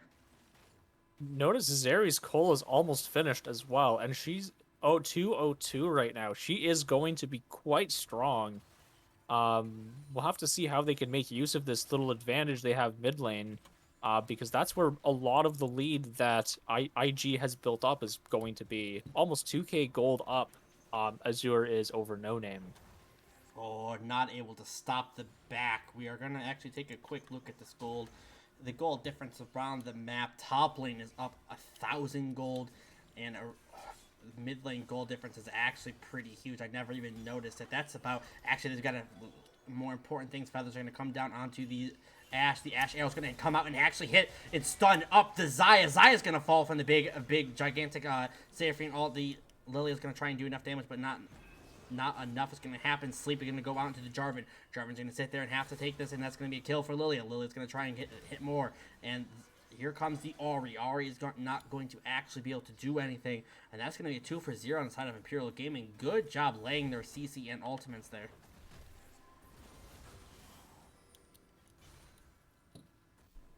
And then Zeri just free farming more plates in the mid lane with this Ahri roam, and Ahri is still bot side. So Ahri is losing plates, losing XP for free here, just trying to keep them out of their jungle here. Yeah, it feels like every single time Clown Gaming Gotham takes a step forward, there is Imperial Gaming to stop them pushing them a step back and taking a step forward themselves. Can they make something happen here? Subtato is very low, but he's going to try and engage, maybe sacrifice his life for Xayah and Batman to actually get a kill, but they're just going to have to back off as they see now 4 members on the bot side of the map. Actually, it looks like we can see that Ornn is walking down. Are they going to try and prepare for this dragon that is up in 13 seconds? Absolutely, and knowing that Rin is running out of mana here, and even still, Alistar's just base, so IG's gonna force this fight Big here. They're arrow gonna pick coming off out. Batman. Yeah, wow. big arrow coming out and hitting Batman, and it's actually going to be a free dragon for them with the jungler dead. They're going to try and Clown Gaming's going to have to try and be able to push out this lane and get as much as possible while this dragon's happening. Ornn is sprinting as fast as he can to the top side. Malphite's right behind him, and that's going to be a dragon. 2 dragons on the side of Imperial Gaming. Mountain Soul will be the dragon this game. I think Clown Gaming Gotham needs to switch their focus this game and look to scale with Ornn. Ornn is very ahead of Malphite here, already level 10. They just need to calm the bleeding down a little bit here and maybe not lose any more dragons, because that's going to cause them a lot of issues in the mid game here. And then we see here just getting some vision control in the middle of river here. Not much coming from it. Yeah, they're trying to stop some backs, maybe do some catch someone with the bowling ball, but actually they know they were in the bush, but it didn't matter. Lilia's going to walk up for no reason, and looks like the ult's going to come down from Zarya. Zarya's going to be able to dash away from the charm. She's going to try and burst some more people down, but the Feathers are going to come out and try and zone her off. We're going to go back to the top lane. The top lane's going to dash forward and get some damage down onto the Malphite. Ornn is going to do as much as possible, but the charm's going to come out and hit the Zarya. Zarya's going to have to flash away from the Zarya, and it looks like we're going to try and postulate in the mid lane and get as much farm and push as possible. Zaya's going to try and get her feathers out. She looks like she might get caught here. No, she will not. She's able to walk away, get some vision down inside of Imperial Gaming. Top lane. Looks like we actually have a Orin is kind of falling down on some HP. This Malphite might be able to burst him with ult if he's got it up. Potato was taking very aggressive trades in the top lane here, trying to make him miss more minions while he's farming under tower. Took a lot of tower shots from that and is going to reset as a result. Yeah, absolutely. Batman picking his own ADC's ult, saying, you probably trolled with that one. That's a big questionable thing, but that doesn't matter. Isn't Deuce going to walk too far up here? Is he going to get caught? The Ash Arrow's not going to miss, not going to hit anyone. And Eska's going to fly away. Good job with that one by Induce to, that's a prediction. He knew they were there the whole time. And looks like the Zeri went Gale Force in the mid lane here. Really interesting choice. I've seen the Zeri mid before, but I don't think I've ever seen it with the Gale Force. I'll be interested to see how this is going to continue into the mid game with this build, because it's looking very different than what we're used to. Yeah, I built Gale Force in Zeri one time, and it was the day Zeri came out, and I never built it again. It is not very good until next patch. The patch has not come out. Zeri does not have that crit damage on her ult and her Qs. She's still very strong with the Trinity Force. I'm questioning why she went the Gale Force option. The bowling ball does hit and stop Batman's back. Shouldn't matter, though. Let's talk about around the map. What does each side have to do to try and progress their leads? Well, realistically, there's lots of options for both teams. I mean, Clown Gaming is just not playing through their strong lane at this point, which is the top side. I think they are maybe close to even in bot, but they're losing mid pretty heavily, and I think jungle is behind as well. Gigantic all-time Malphite ult is going to get stopped by the Orange W, but it's not going to matter. The call is going to come out and try and get as much damage onto the Lily, but she's going to just dash away and actually get the kill. Zeri on the other side of the map killed Ari solo bolo, but in both side lanes are going to get pushed in because of the kills happening on the map for IG. Really good shutdown from IG onto the Ornn, and really big to get that goal onto Lilia as well, because Lilia is starting to look more and more like it could be one of the win conditions for IG to continue pushing their lead. Really unfortunate solo kill bottom lane as in return. Azur's bounty is up to 450 gold now, 402 on the Zeri, and the second item, Hurricane. I can't really comment on that because I've never seen this before. Any thought skills? Yeah, Hurricane's a very common second item on Zeri, as it's going to do like a huge amount of damage every single time you press Q. That's going to turn all of your front-loaded damage into guaranteed hits on nearby targets. Even if you just hit minions or you miss something, the bullets are going to spread out and hit people. But the fact that it's with the Gale Force and not going to apply on-hit effects from like Triforce thing, that's the part I really don't understand. Yeah, that's where I'm hung up as well. The Gale Force is really throwing the build off for me here. But it's working, so let's see how it continues. Looks Yeah. like there's just some posturing around mid. All 10 members of both all 5 members of both teams here looking for a pick. Are they looking for a big dragon fight here? Because IG is about to be on third drag if they give this up. Looks Yeah, like Clown Gaming's posturing on the bottom side of Dragon to try and contest this here. We'll yeah. have to see how the fight goes. They are not going to go down without a fight for sure. The call is going to come out from Orin. He's going to try and hit something up, but no, the Malphite ult's going to stop it. Big ult from the Zeri. Zeri's going to try and get as much damage down as possible. Zaya's in the backline. Zeri is dead. Zeri was able to take down 2, though. Batman's going to fall. This is going to be a 2-4 for the rest of the fight. The Orin and the Zaya is not going to be enough. That's a clean ace from the side of Imperial Gaming, and this is going to be Dragon Soul for them. Huge team fight win for IG. They're not quite at 20 minutes, so they can't really bear enough of this.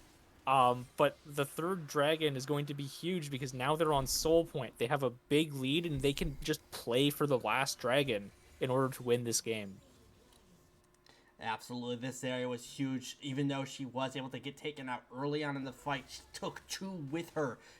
Huge ult, is able to get as much lightning shock as he was able to every single auto. So good job by her. Induced as much as he possibly could in the back line, getting a kill on the Zeri, but it was just not enough. I am, we saw last game the Jarvan worked out very well. Batman made a lot of impact on the map, but it just feels like this might not be his game.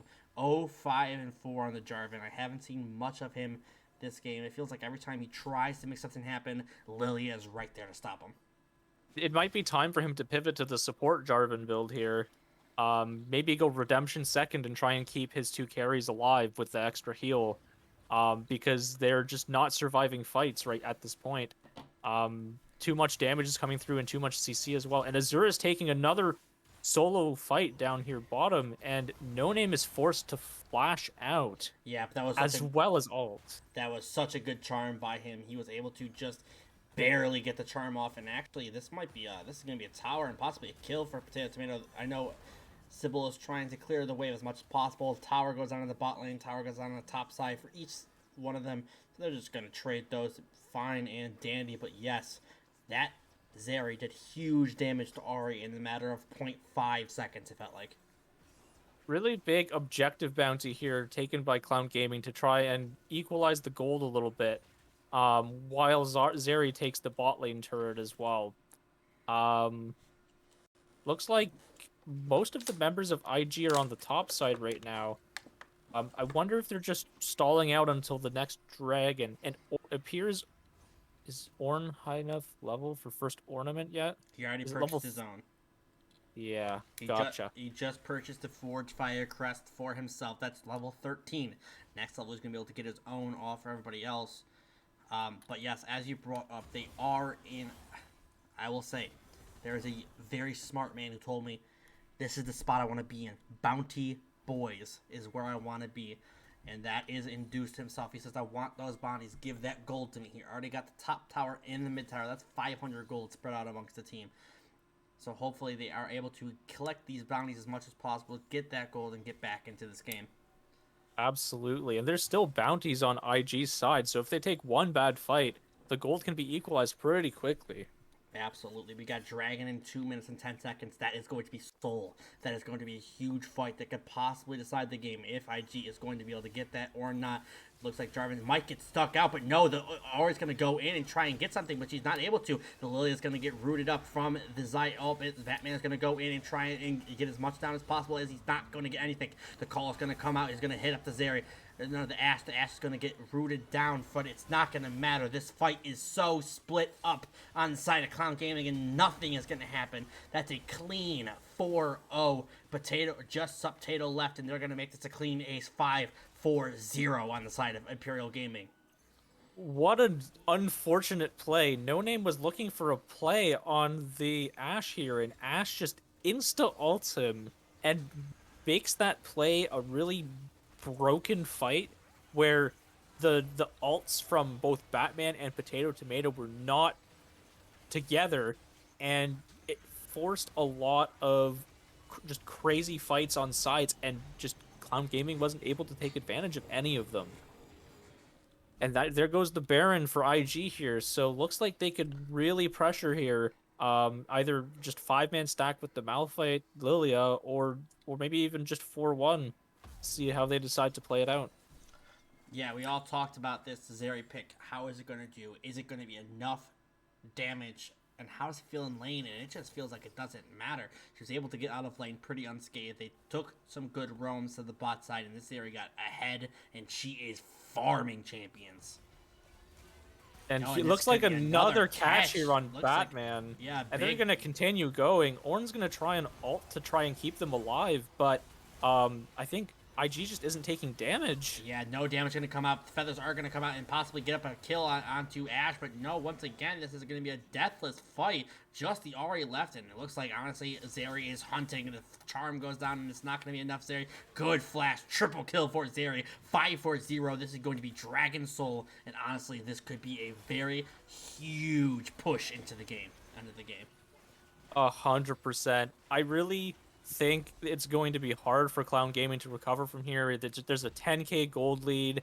I also think they're losing a little bit to Boris here. I don't like to talk about items all that much, but I really think the Ludens is the wrong choice for Ahri here. There's a reason why Everfrost is being used. It's being used to help with picks. And we saw multiple tries from Ari here, failing to get picks or just people in place for the rest of the team to make use of what CC they have. So, um, really think that's the wrong choice here. I 100% agree with you on that. They should be looking to get as many picks as possible, especially if you are 1-5. You are not ahead. You are not going to be able to do enough damage. You need to play supportive to let your carries and Potato Tomato, who somehow the tank and carry, but he's playing orange, so let's be real. He also your tank and your Zaya to try and do as much damage to get them their picks, to get them the gold to carry this game. And it looks like IG is just running around the map trying to find more picks because they know they're so far ahead that they can do what they want here. Um, but they still have the Baron buff, so they should really just be sieging with this. Absolutely. Let's take a look at the vision on the outskirts of the match. It is all IG. The arrow comes out and they have to hit the Zaya ult. Zaya has to try and survive there. Potato's going to try and push people away, but the Zaya sleep. Here comes the sleep. Zaya's going to have to flash away to try and survive.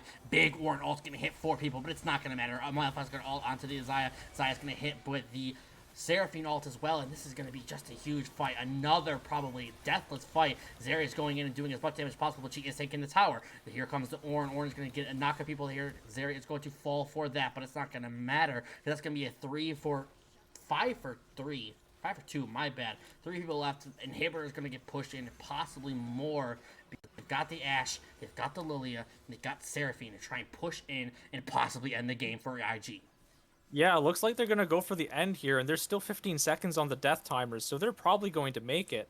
Um, Absolutely, I 100% agree with you. IG is going to take us into Game 3 by finishing off the Nexus of Clown Gaming Gotham. In a pretty decided game. It was 30-9, and that game did not feel close after about the 10-15 minute mark.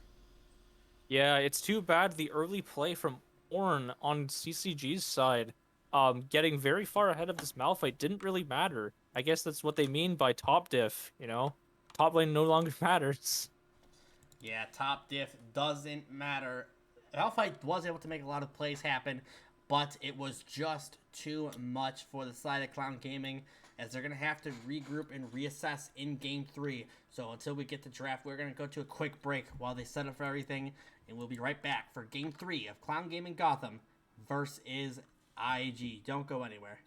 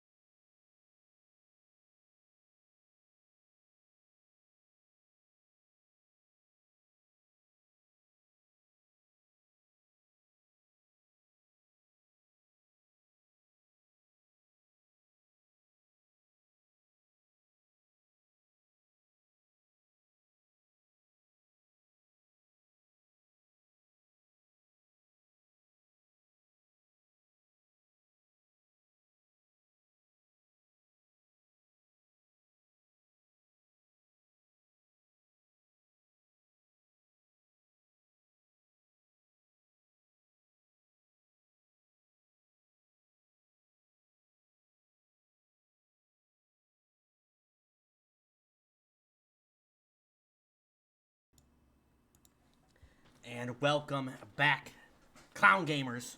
We are into Game 3 draft of the semifinals in the Runeterra Academy Sophomore League against Imperial Gaming themselves. Let's take a look at this draft so far. Only one ban has come out from the side of IG, and that's going to be the Zac ban against Batman. They are too scared to let him have that pick. No blob for you, sir. Absolutely not. And there's the Trundle ban, and I'm not gonna lie to you, if there was another ban I was expecting, and it is 100% the Lilia. I talked about how scared Batman is of Lilia, and Trundle, and he's just as scared as the Lilia. Aatrox being a ban priority for the side of IG. I hear in the pre-game chat, all they're talking about is, where Aatrox does too much damage, and Seraphine's going to get picked up. They want to talk about healing. Seraphine is the pick for IG. Really, running this champ back 3 games in a row. They first picked it in game 1, they're first picking it in game 3, and they first rotationed it in game 2. Really, they're anticipating this to be one of their best picks. And if this is Rin playing Seraphine for a 3rd game in a row, Cloud Gaming is going to have to have a plan for it. Yes, and this is the plan. I think this is the 100% correct choice into the Seraphine is to Caitlyn Morgana. Push her back. She's not going to be able to do much. She's not going to be able to poke you if she's sitting under her tower 10 feet behind tower because she's getting pushed in too much from the Caitlyn Morgana. 100% the correct choice from them. And good job by Induced and Potato. I feel like are going to be able to do a lot of damage. I will say it for a while. I'm going to take a little bit of credit for this. For a long time. Absolutely. Induced never played Caitlyn for a long time until he talked to me. He said, hey, how do you feel about Caitlyn? I said, I'll teach you the ways of Caitlyn. And ever since then, he's popped off on that champion plenty of times. Did you teach him the dark tech of the lethality, Caitlyn? Oh, that's too dark. He's too new. He can't handle it. He cannot handle that. Diana is going to be the pickup for IG. I'm going to assume, as we all should, it's a Diana jungle. Yes, it could go mid in theory. We're not all Easton, though. It's most likely a jungle Diana. Yeah, and honestly, Diana can also be played top lane. Oh, no. Believe it or not. It can. The flex is actually going to stay intact. Seraphine and Lux, we don't know where either one is going to go. It could go either way. It could go both bot lane. Who knows? The flex is going to stay there for the side of IG. Let's see what they're going to pick up for Clown Gaming. It's going to be the Sejuani. Once again, we should put the timer in the top right corner. How many ults is Batman going to miss? You mean the X-Smithy counter? Or are we going to call it the Batman counter? It's the Batman counter from now on. It's the Clown Gotcha. Gaming Classic. All right. Well, really interesting draft so far. I think Seraphine Lux is super interesting because it gives so many flex opportunities. The one thing I don't like about how they've drafted thus far, though, is it's triple AP. Yeah. And that means Gotham doesn't need to look at banning like a whole selection of champions because they know they need to bring in some AD damage somewhere. I will say, although that is true, they did ban out the Malphite, as I think they might not want to have to face that. And for those in the chat who are wondering, it is currently 1-1. Both sides are even in this best-of-5 series. Zeri and Malphite for the side of Clown Gaming. Vex and Mordekaiser. IG is a little bit scared of, and there it is. I told you it will happen, and there it is. The Camille coming out for Potato Tomato. So it looks like they're looking for a last pick mid lane for Gotham here. I can't say that I agree with this drafting decision, simply because it's likely that one of Lux or Seraphine is going to be mid lane there. I think you should be saving that last pick for top here. And the Tristana, I don't like this Tristana pick. I'm going to be real honest with you. I do not like it. You do not pick Tristana into Caitlyn. There is a pick that is wide open that is the biggest counter to Caitlyn ever. And you just... It's called Xerath. 3 with triple AP. Yeah, let's pick Xerath. No, just pick Jinx here. I don't understand why you don't just pick Jinx. It's fine. The Caitlyn can push you and you should be able to farm and you'll outrange her later in the game. I don't understand why they're going to go with Tristana. but maybe they know something I don't. Mundo on the side of IG, and that's a Corky last pick. I find that very interesting. Can you explain why they would last pick a Corky? I mean, what they're looking to do with this comp is they're looking for Corky to early poke out one of the four squishies that IG has, being everyone but Mundo. The problem I have with the pick is I think it should have been made on R4, and they would have been able to counter the Dr. Mundo pick. Mundo doesn't care about Corky package. Mundo doesn't care about Corky alts. Like, IG has drafted this, even though they've only got one tank, they've drafted a front line that really I think Gotham is going to struggle to kill, other than with true damage on Camille. Um, and they can't really hold them in place with the Morgana bind either. Um, I guess we'll see how this goes, but that I would expect the Lux to be mid here, and I actually think Lux has a good lane into Corki. Um, so let's see how this game's gonna play out. Yeah, 100%. I'm also wondering why the Corky thing that I'm trying to wonder is. I think you hit on it exactly what I was trying to go for. Why are they picking Corky as a counter pick? Corky is such a blindable champion. He's pretty safe, and he can go into a lot of good matchups. You just pick him R4. Like, let's be real. You see the Lux and you see the Seraphine. You know one of them's going mid, so it doesn't matter. So you just pick Corky in R4 and let top lane get the counter pick. Yes, he probably still would have picked Camille. Camille's fine into Mundo. Like, The only other thing I can think of here is IG could also pull a fast one on Gotham here and put Tristana mid and put double mage bot lane. that is true. This is something they could look at. I did call out the Seraphine Lux, possibly bot lane. It would be a very interesting idea for them to go with. But yeah, I'm once again thinking. I think it should just be a Tristana. I'm assuming it can be Tristana Seraphine, and just a Lux mid into the Corky. Lux versus Corky. You're a Lux connoisseur, I would say. How do you feel about that matchup? Well, I'm not just a Lux connoisseur, I'm a Corki connoisseur who just happened to play the Corki versus Lux matchup this morning. And the way it works is if Lux lands by any ease in lane to poke out Corki, Corki's going to struggle to get to the point where Corki wants to be, which is 2 items or 3 items. And Lux spikes way earlier in this game. Um, Not to mention, if Corki does struggle in lane, Corki also has to build Hex Drinker early, which is what the pros are doing on Corki, which makes his 2 or 3 item spike even weaker and later into the game.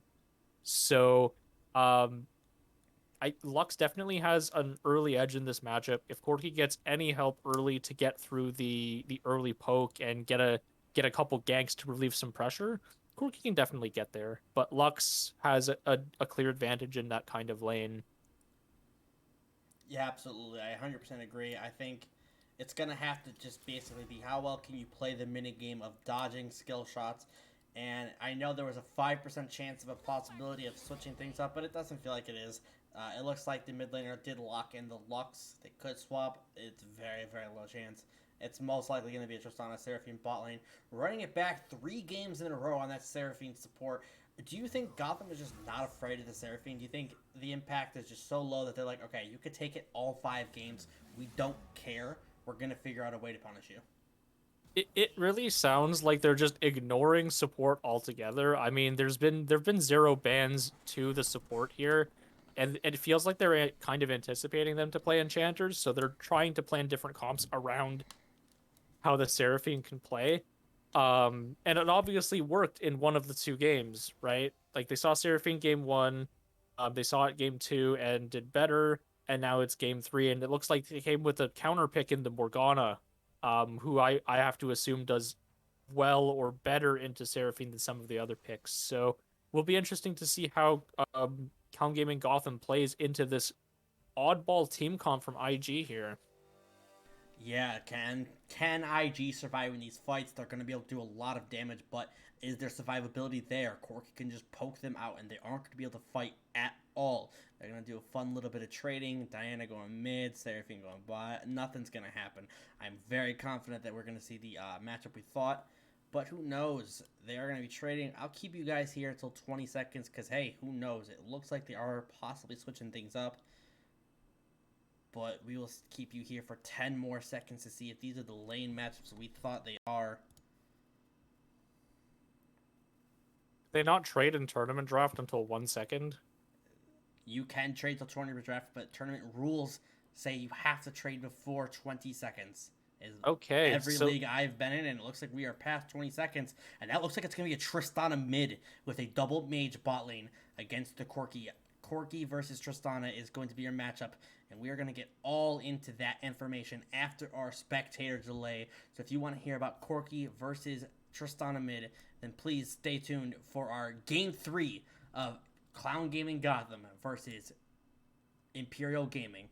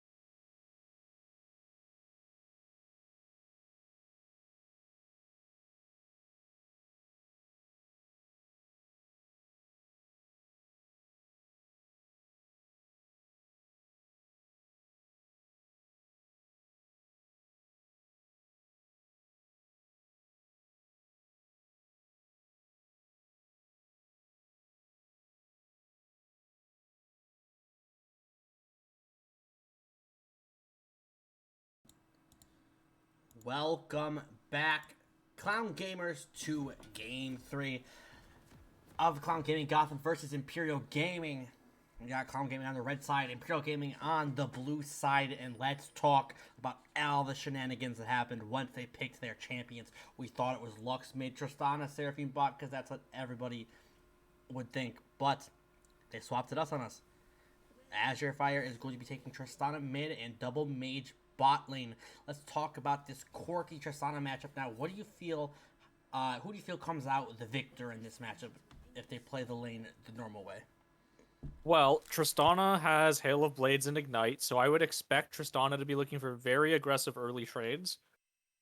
Um, Corki's early game is not necessarily weak, but it's definitely not strong or as strong as Tristana's. And we've got some Actually, shenanigans yeah, going Batman's on walking here. up and taking a bind, but he's flashing away for no reason. He's just gonna get killed. The flash Oh coming out from Azure no. Fire, that's at first blood. Batman just, I don't know what he's doing. He got that word down, but that's clearly not worth it. Batman's running it. Yeah.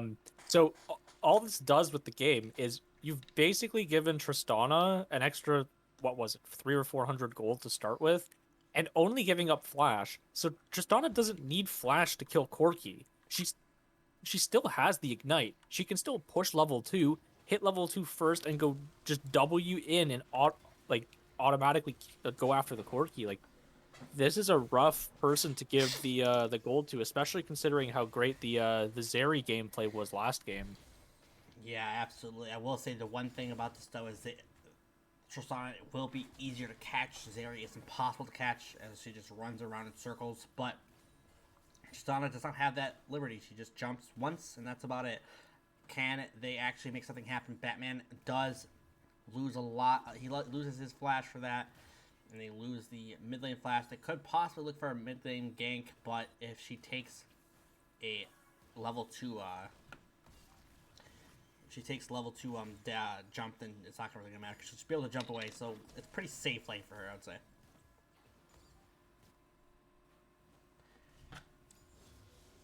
And on the Yeah, bot just side, I'm sorry. go ahead. Yeah, I was gonna say on the bot side, we're just gonna be pushing in. I feel like this is gonna happen a lot with double mage bot lane. They are gonna be able to negate some of the push from the Caitlyn Morgana, as naturally Caitlyn wants to just be able to push these lanes in over and over again, stop the bot lane from being able to CS. But the Lux Binding, or Lux Ease, and the Seraphine Ease as well are just going to be able to try and hopefully negate some of that push, but it's still going to be pretty heavy on the side of red side. Yeah, the way Lux should really be using the E in this lane is to slow the minion waves down from crashing so that they have more opportunities to CS and clear with the Seraphine Q. Looks like it's being used for poke instead, which isn't necessarily the wrong decision if they can get good ease off. Here's a And big they're thing. looking for a flash play in the bot lane here. Absolutely, the double stun is going to go down onto Oh Induce. no. He's going to flash away. He's going to get exhausted. He's going to fall. That's going to be a kill over to the side of Diana. And they do anything in the top lane. Top lane is just going to be, looks like a flash came out of the Mundo, as they did gank top lane. Possibly, they got the flash. That's a little bit something going their way. But that gank bot lane is really deadly for them, as they held that flash and they still have exhaust up too. Yeah, absolutely. And Lux still has flash also. So they could still continue to look for aggressive plays here. Batman trying to get something done here in topside on Dr. Mundo to get the Camille in a better place, but nothing doing from that gank there. So bot lane's just looking to CS is what they can here. Looks like IG's bot lane didn't reset after those kills, and Home Gaming is still basically even in CS. So as much as that could have turned worse, I think IG made mistakes by not resetting. Yeah, I'm not quite sure. I didn't get to see the lane state, but now they're gonna look to push it. I was gonna say they possibly could have frozen that lane under tower, but looks like they're just pushing it out, trying to get that pushed on and look for a reset. But the W is gonna jump in, the rocket jump, and we're gonna look back to the top lane. The Camille's gonna go in with the hook shot. She's gonna get enough damage down, and she's going to get that true damage Q2, and that's gonna be enough damage. I think. No, it's the cleaver. It's gonna. No vision, but it doesn't matter. Camille is going to get that solo bolo in the top lane. Potato Tomato is too strong on that Camille. Sybil did make that really close by forcing the Camille to run through minion waves and getting out of vision.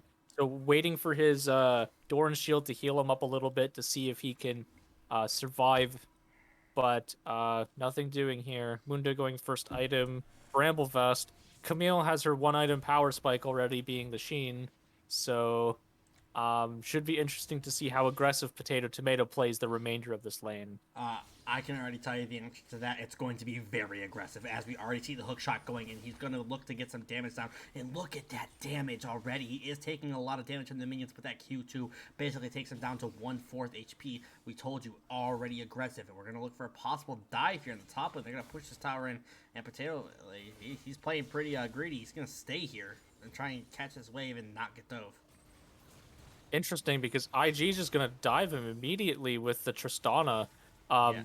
getting out for free, just using the Tristana ultimate for damage, and Batman's gonna try and make a play bot side and get this mage bot Yeah, lane he's gonna flash flashing forward. It looks in. like, yeah, he and Induce are not on the same page right now. I can already tell you he is screaming at him, but that actually is going to be a headshot kill on the Lux. But Induce started walking away as Batman flashes in to try and get something off of it. It seems like they weren't on the same page, but they still make it work. That's a pickup for Induce, and they're going to be looking for the Draken. They did also get the Seraphine cleanse from that. So while she's gonna have the flash up in maybe a few seconds here, the cleanse is gonna be down for a little while longer. So they can look to repeat gank this and punish the Seraphine for not having that summoner. Yeah, they could do that, or they're gonna probably in the next 2 minutes, I'd say they have to look for a repeat gank, but they're gonna try and take their back timer. They're up about 10 CS right now, but this Tristana is huge. He's gonna rocket jump at the quirky W is enough to just get away every single time, so they could trade that. He's gonna get some poke off every time he does it, but for the most part, he should be pretty safe to W away every time and Tristana rocket jumps in. Absolutely. And like I said, even though Corky's ahead in CS in this lane, Azure is up in gold with the 2 kills. Still playing very aggressively. No Name doesn't have much of an item right now either, so can't really match damage, I feel. It's probably why Azure is taking all these aggressive trades. Yeah, and around the map right now, we're trying to look at the looking at the CS, and it looks like every lane is pretty even except for 10 CS difference ball lane, and a little too early to say anything. No CS difference in top lane. I'm very surprised at how safe it is. Actually, in the mid lane, are going to have to once again W away and take some damage. This is getting too much for them. Seraphine ult is going to actually hit onto the Caitlyn, as the ult is going to fall from Diana onto Induce. He's going to take some damage, but easily walk away. Hookshot going in onto the Mundo, try and get some damage off, and Cleaver back is going to be a good trade for them. In the top lane, I feel like they're just going to be kind of duking it out for a while, but it's going to be a bit until a kill happens. Yep, should be interesting. And it's interesting to note that the 1k gold lead that's you'll see on the map right now is mostly from plates. There are 3 plates down topside off of that Camille dive that they took with Tristana. Not sure who took the gold from those plates or if it was shared with 3 members, but that's where a lot of the lead is coming from at this point. Yeah, it looks like it was a little bit of shared. We got about a 1.1k gold lead in the mid lane and just a 200 gold lead in the top lane. So I feel like it's pretty shared around the map. Bot lane is the only lane that is up on the side of Gotham. It's about 500 gold, but it's a little early to look for this. Light Binding is going to hit, but it's not going to matter. Dark Spell Shield is going to be there to save him from any more poke. They're going to be looking to try and push this lane and hopefully get some plates of themselves in the bot lane. They should be able to get one at least.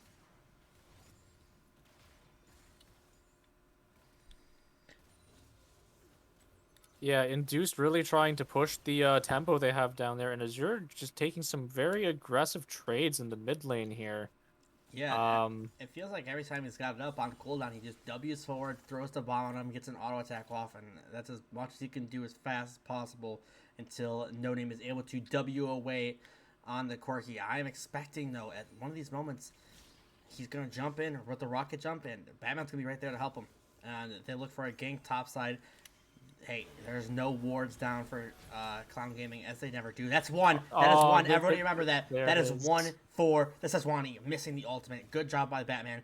Actually, honestly, it was pretty close. It was a good flash by the Seraphine, I will say. Doesn't matter, counts. Yeah, absolutely does count. The stun is going to hit onto Induced. He's going to try and be able to poke some of this out. They're going to take Herald on the top side as all this happens, and we're going to get a quick pause. Mid lane got IRL. It doesn't matter. He's playing Tristana. Actually, while we're pausing, let's talk about something. The Gale Force pickup on Tristana already. I don't like that. I like it. I don't. I like it. Well, can you explain why you like this? I like this for two reasons. One is it allows Tristana to reposition and layer game team fights a little bit easier alongside the W. Gives a lot of difficulty for Gotham, and they really have to look for either Camille ult, Morgana bind, or the Sejuani ult actually hitting to hold the Tristana, and that just makes it a lot harder. The other reason I like it is for early game pressure on Corki. Obviously, as we've seen already, Azure is using Tristana's early power to W in and E immediately whenever it's off cooldown. And the Gale Force allows her to get closer and get some extra auto attacks off and burst when the Gale Force is up, obviously. And this will make it a lot harder for Corki to survive in this lane, especially since it looks like he is not going the shield bow build. Yeah, yes, but here's my thing. With the Kraken Slayer on Tristana, you do insane amounts of burst damage with both Bomb and Kraken Slayer into one another. And if you can actually get like onto like the Caitlyn, your Bomb plus Kraken Slayer proc is just going to one-shot her. It could honestly one-shot the Corki, who is going to get a little bit tankier, but it doesn't matter because that damage is so huge that you're going to be able to take out both carries instantly at any point in the game.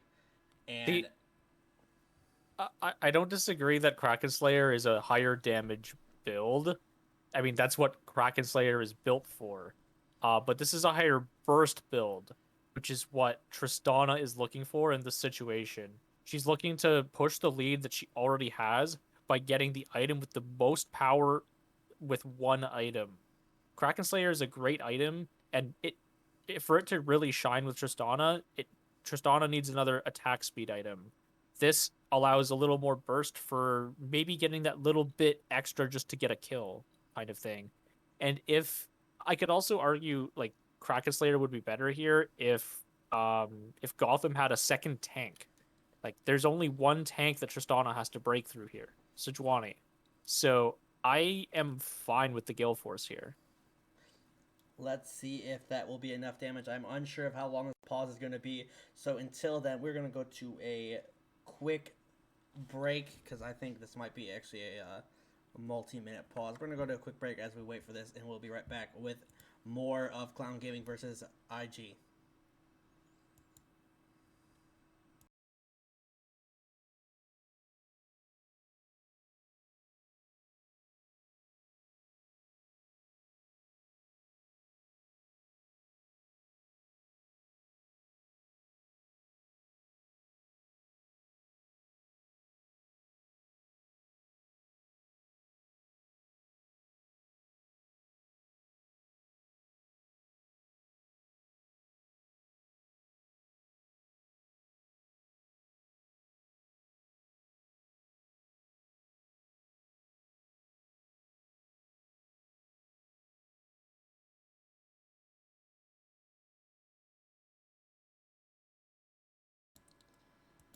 This wouldn't be a Clown Gaming stream if it wasn't for some tomfoolery. I lied to you. It was 30 seconds. That's all right. We got some. We are back right into the game. We had a nice discussion on Gale Force versus Kraken Slayer as my game glitches out. It happens after a pause every single time. It's all right. Gotta love Rito games. Yeah, absolutely. Small indie company. Do not forget. Alright, we are looking back. So, my question is, we've got one dragon on the side of Clown Gaming, so they are ahead in that regard. The next dragon is going to be coming up in about 50 seconds. They're going to probably, hopefully, look for that as they get bot lane prio. Actually, mid lane looking for a gank right here. Sejuani's going to go in onto the Tristana. The flash coming out for Tristana, very, very smart to get that flash off there. That's going to be down for this dragon fight that Clown Gaming is going to want to look at, as this is what dragon is it? It is a mountain dragon. Really big for Sejuani. Um, just makes Sejuani way tankier, considering all the resistances they're built. And we see in mid lane, Azur's going for a one-shot on Induced, gets exhausted right away. Induced lives on a couple hundred HP here, and is going to be possibly forced to recall? Yeah, all I'm saying is if he had Kraken Slayer there, that's a kill onto Induce hook shot out to get some, nice safety. The dragon is up. What are they going to be looking to do? The TP is up for both sides, but it's the bad TP. Nothing's going to happen. I'm not going to TP to this dragon. It's just going to be a solid 4 for 4. Package is up for Corki, though. That is going to be a game changer in this fight. Especially considering Azur is still less than half HP here. Red buff healing hasn't kicked in yet. And Clown Gaming is just going to start the dragon here. They're going to pull it out. Yeah, they're going to pull it out, and it should be a free dragon. It's both the ADC and jungler arm in the mid lane. They're just going to look for a steal if possible with the Lux, but it's not good smite skills by Batman, as that is going to be picked up by the Morgana. It doesn't matter. That's some abound level smite skills, and we are going to look for some package damage, maybe. Nope, they're just going to clear out this Herald, actually. Also, it wasn't an Easton steal, so, you know, too bad for the Lux. That is true. I'm just saying that a little close for comfort there. They are gonna look to get something out of it. They've took the Corki bot lane. I don't know if he actually uses package yet or not. Probably not. And I think they're just gonna try and posture until the next objective. We're at that point now. We're not gonna do anything. Nothing's gonna happen.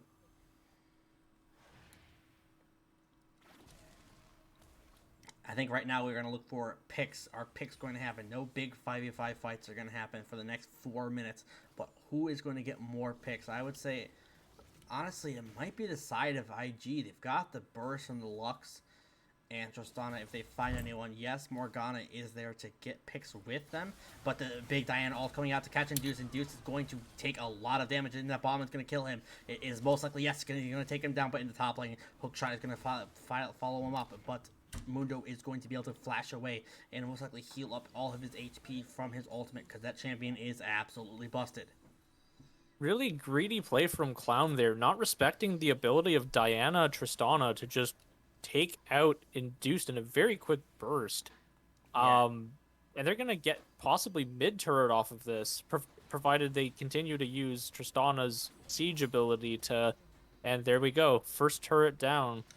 Yeah, absolutely. I think Induce stepped up a little too far there for how much damage they can easily do. Just pop them with the Diana ult, pop them with the Tristana damage, and that is going to be a quick and easy kill in mid lane tower.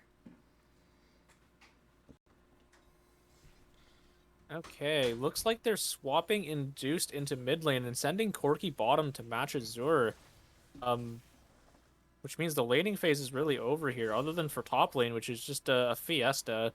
Mundo actually getting the better out of a lot of these trades because it doesn't look like Potato Tomato has recalled in a while. He is still sitting on only Sheen and a longsword. That's probably not true. I'll be honest. Okay, never mind. He has the Sunder. Small indie company. Small indie company. That's much better. Looks like he should be getting better trades in now with the Sunder rebuilt. And looks like Lux is going to get a catch on Morgana, but Spell Shield blocks a lot of the damage. Oh, and there actually comes Batman to save the life of No Name. 1 HP. Thank God Batman was there, and the flash away from the Morgana is not going to be able to catch for the Moonfall. And that is just going to be a walk away. Lux is going to try and hit a binding. Morgana's going to try and hit a binding. Both of them miss. Both of them need to take some dodgeball lessons. But that is all right. Mundo's going to try and hit some cleavers. He himself is having a rough time with the skill shot game right now. Good job on Batman to follow up and try and save No Name there. Absolutely. Getting a shutdown on to Corki is really going to accelerate part of the build here. Absolutely. It looks like Hashtag Ultimate is going to come out and try and lock up Mundo. The ult for Seraphine is going to miss. Hookshot is going to dodge one but is it going to be enough? No. The flash forward from Seraphine gets Morgana killed too. That's going to be 2 kills in the top lane. TP coming out to try and save the tower, but it might be not enough. This might just be a dive Yeah, they if should No just Name isn't dive careful. him. Like there's 4 people here. They're gonna get the tower for free with, especially with Diana autos. Absolutely. It looks like Corky's just going to try and poke him out as they take the tower. It's not going to be enough for him. And it looks like they're just going to be able to get some vision and walk away for free. That's a top lane tower gone. And a wasted TP, in my opinion. Batman looking to all in Azure here. Sejuani, I guess, wins the matchup from here. Sejuani busted, confirmed. Absolutely. Champ is literally busted. Don't know how. Or maybe it's because they built Gale Force. Who knows? Rift Herald, second Rift Herald technically getting picked up by IG here. Wonder if they're going to plan to use it and to shovel lane and then get this dragon. Clown Gaming does have 2 dragons stacked already, and Batman is still looking for a play bot lane against Azure. Honestly, and here comes Potato Tomato with the solo pickup. bolo practically. That was practically a solo bolo. Potato Tomato did not have to be there to actually help them. Dragon's coming up in 5 seconds. This is going to be an Ocean Soul. Not yet, but Ocean Soul for the rest of the game. Try and go for Soul Point at least here and get their 3rd dragon, as they should be able to do it pretty easily. Tristana dead, but they're still going to try and fight, it looks like, or at least look for a nice steal. Yeah, I think at the very least you attempt another Lux steal. I think giving up Soul Point is really difficult. It was a valiant effort, but Cloud Gaming is going to get their 3rd dragon. They are a little behind in gold, but that gold lead is not correct in terms of the game state, since they do have the 3 dragons, and Corky's about to be on 2 items. So let's see how big they can make use of that power spike here once Corky's able to finish the build. Yeah, Corky is about to hit that 360, the well-known 360 hit, that Muramana, and he's going to try and... What would you go this game? Is that a Crown build? No, this is a Ludens. A Ludens build, okay. If they had another tank, like, I think Corky is going to be really hard to kill Mundo, but I don't think that's Corky's role here. I think Corky's role is to poke out the 3, like the mid, ADC, and support as hard as possible, and the best damage build for that is Ludens. So I feel that's the way that Corky should be going. Yes, the only thing I'm worried about is, can Corky survive the burst if they get to him? They're gonna try. I mean, probably not, but Corky's should be staying as far away as possible from them and not looking to get putting himself in positions where they can get picked with Lux Q, with Seraphine ult, or just by Tristana jumping from a bush. Yeah, 100% agree. I look at it at the top lane right now. This is the matchup I expected to go a lot more one-sided towards Camille, but it's actually pretty even, about as even as it can get. Just an extra kill and death on the side of Camille. Farm is pretty even. The top lane tower is gone, but that was because of a lot of help from Tristana in the top lane. Yep, just more wet noodle fights happening in the top lane here. Camille scaling, Mundo scaling, nothing to see here. Something to see, though, is the big CS difference in the bot lane. I was expecting this. It is a lot harder for Seraphine to farm, but it looks like a gank is going to come out. Diana's going to call, the Moonfall is going to hit, but a Hextech ultimate is actually going to cancel it. Such a good timing by Potato Tomato, and that one single play saved his life. And that means Clown Gaming knows where they are on the map, so they can go a little more aggressive in the mid lane here against bot lane.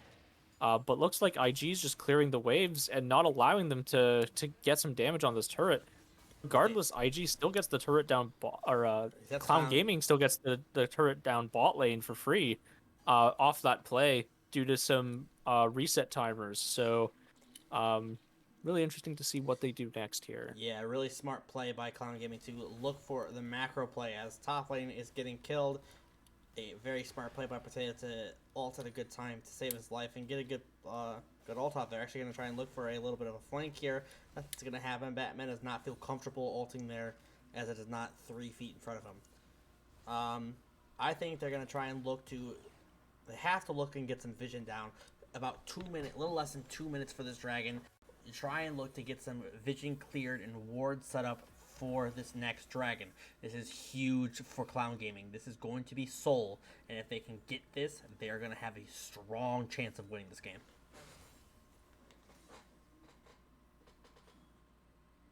Corgi finally resetting now. Let's see if he can finally finish his mythic here.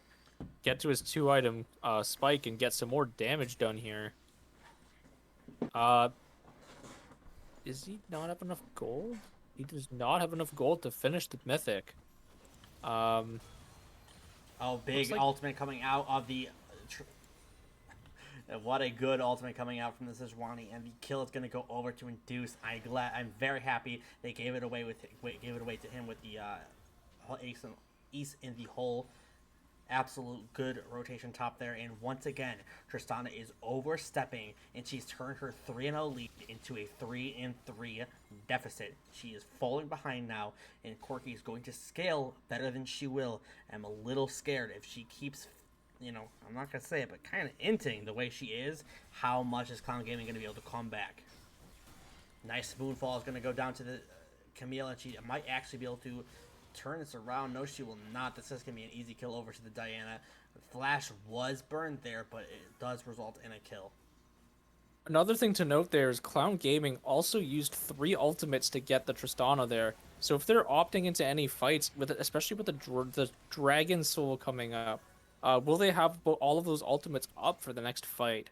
Yes, Dragon Soul is coming up in 13 seconds, and Potato Tomato will spawn in 18 seconds. But something to note is he will have TP, and this Corki package is up. That makes basically Corki is almost 2 champions at that point, because let's be real, that ult is broken. So we are going to be looking to see if Corki can get a big ult down. I don't think they should be looking until Potato Tomato is up. Is he going to find his ult? They're going to rocket jump in. Rocket jump in is Corki. This Tristana is literally ending the game away as she jumps into 5 members of the team. The Corki ult's going to go down, and big stunts onto the Mundo possibly. Hextech ultimatum on the side. Diana's going to get ulted up about the Camille, and it's not going to be too much damage. She is going to fall. This is going to be Seraphine next. Seraphine's going to get hit with the hook shot, and she's going to fall possibly. No, the Mundo is there to save her life on the backside. Lux is going to take out the Morgana. The Dragon Soul is going over to Clown Gaming. The fight doesn't matter. They've got the soul. They got what they need. And here comes Caitlyn trying pushing in. That's a Gale Force forward to get the kill onto the Seraphine. And then Lux is going to fall too. The Corki should be able to poke him out. No. Caitlyn's going to get the kill. And it's going to be a triple kill for Caitlyn in the mid lane. What a Clown Fiesta ace it is for Clown Gaming. Wouldn't be a Clown Gaming game without a Clown Fiesta. What was that Corki package? I think even with that Corki package not hitting all the members, it cut people off from the team for that Tristana just jumped in seemingly by herself, leading to a Clown Gaming victory in that team fight and a really early Dragon Soul. Yeah, that's a Dragon Soul and a Baron take for Clown Gaming. I 100% think this Tristana is trolling. I don't understand why she would just jump into 5 members of her team and her team just not followed up with her. So that is a huge misplay on her behalf, and Clown Gaming very much took full advantage of it to take Dragon Soul off that.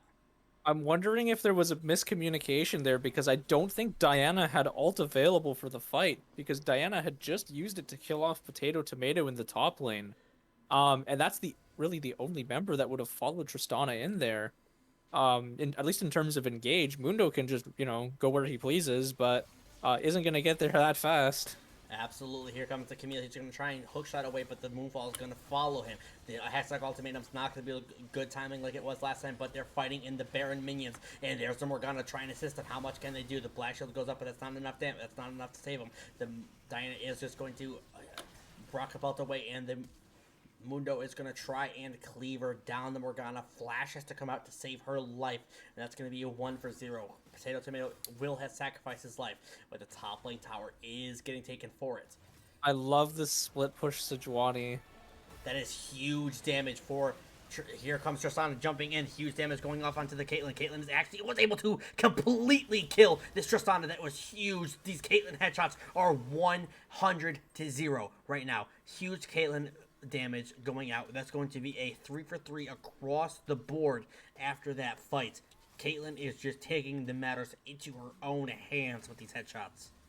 and Seraphine getting a return kill on the Corki, which I believe was a shutdown. But IG does not get the shutdown on the 700 gold bounty Caitlyn. They really need to look for getting that gold back so that they equalize this gold because they're just slowly losing more and more pressure in this game. Yeah, absolutely. I understand what Tristana is trying to do, but I don't understand the way she's going about it. She builds Collector second, which I feel like is not the right choice. I It preferably would have is gone. relatively meta. Yes, I understand it's meta to go Collector. I don't think I would have gone at second item with a Gale Force. I probably would have looked for something more like a Rapid Fire or maybe even a PD to actually try and get some more team fight power and dueling off and then look to go into a Collector. But that seems like a little early, especially against the one tank on the side of Clown Gaming. I tend to agree. I think the collector is actually better as a second item than a third because you don't make use of the gold part of the passive as efficiently. The problem with the collector, though, is if you don't make use of the collector at second item, you're just it's worthless. Like Oh, it's big not a moonfall great ult item. coming from Diana, and that's going to kill Induce. He got caught right up there, but is Batman going to make anything happen, though? Big Tristana ult, she's going to go back in, but she's going to, at 1 HP. The TP coming in from the Mundo, he's going to try and go wherever he pleases. He's going to go and pick Batman. Batman's going to most likely fall. The Dark Binding is going to try and save him, and he's actually going to be able to walk away. Potato Tomatoes in the middle of the team fight. Hextech Ultimatum going out, and it's not going to be enough. He's going to be able to fall after that one. Corky's going to try and kite away as much as he possibly can, and that should be able to walk away. That is going to be a 2-for-0 on the side of IG. Good fight for them. Good pick with the Diana. Fantastic flank from Diana to catch Induced. The only unfortunate part of all of what happened is the gold went onto the support. Lux got the kill on Induced with the Lux ult. So, I mean, getting the shutdown in any place is great. The problem is the gold isn't really on the person you want it to be at this point in the game. 100%, but I will say if there's any support in the game that I'd be fine with gold going on to, it probably would be Lux. She's going to still hit like a truck. She's got that Ludens and she's got the pen boots. But what we should look at is right now 50 seconds on the Elder Dragon. This could completely swing the game for IG if they're able to pick up an Elder Drake. Absolutely, and looks like teams are already clearing out Vision or preparing to place Vision. Azure is getting a very late recall in here, prior to the Drake. So hopefully they get back to the pit before it spawns, or Clown Gaming is going to have priority near the pit. Um, does Corky have package up again? Quirky should have package. Yeah, you can tell he's going fast right now. He's got package. He's coming Yeah. to the fight. And Corky's almost at the 3-item spike. Ludens, Muramana, and Tiamat. So very close to where the Corky wants to be. And if IG is Oh, big ult going on to Paradigm Shift. He is going to be able to cleanse away. So that basically is a almost useless Sejuani ult. Yes, the cleanse is gone. And hopefully they can make use of that. Corky package is still up though. And that's going to be no passive. Is the Diana ult going to go down? No, Diana's just getting caught. The Big Diana ult is not going to be doing anything. Corky package across the entire team. Here comes the Camille. Camille's going to be able to take out the Lux. She's going to be chasing for after another one. Mundo's going to be trying to follow him, and enough damage is going in the backside. Caitlyn's able to pick up 2 kills, and that's going to be possibly 1 more. Camille's going to try and look for the hookshot. No. 2 more are going to walk away, and this should be a free Elder Dragon for Clown Gaming. What a good fight for them. giant play, especially from the Corky there. Not to say the package wasn't good, but what really stood out in that fight was the damage that Corky put out to the backline Seraphine before the fight even started, which is the strength of Corky, as we know.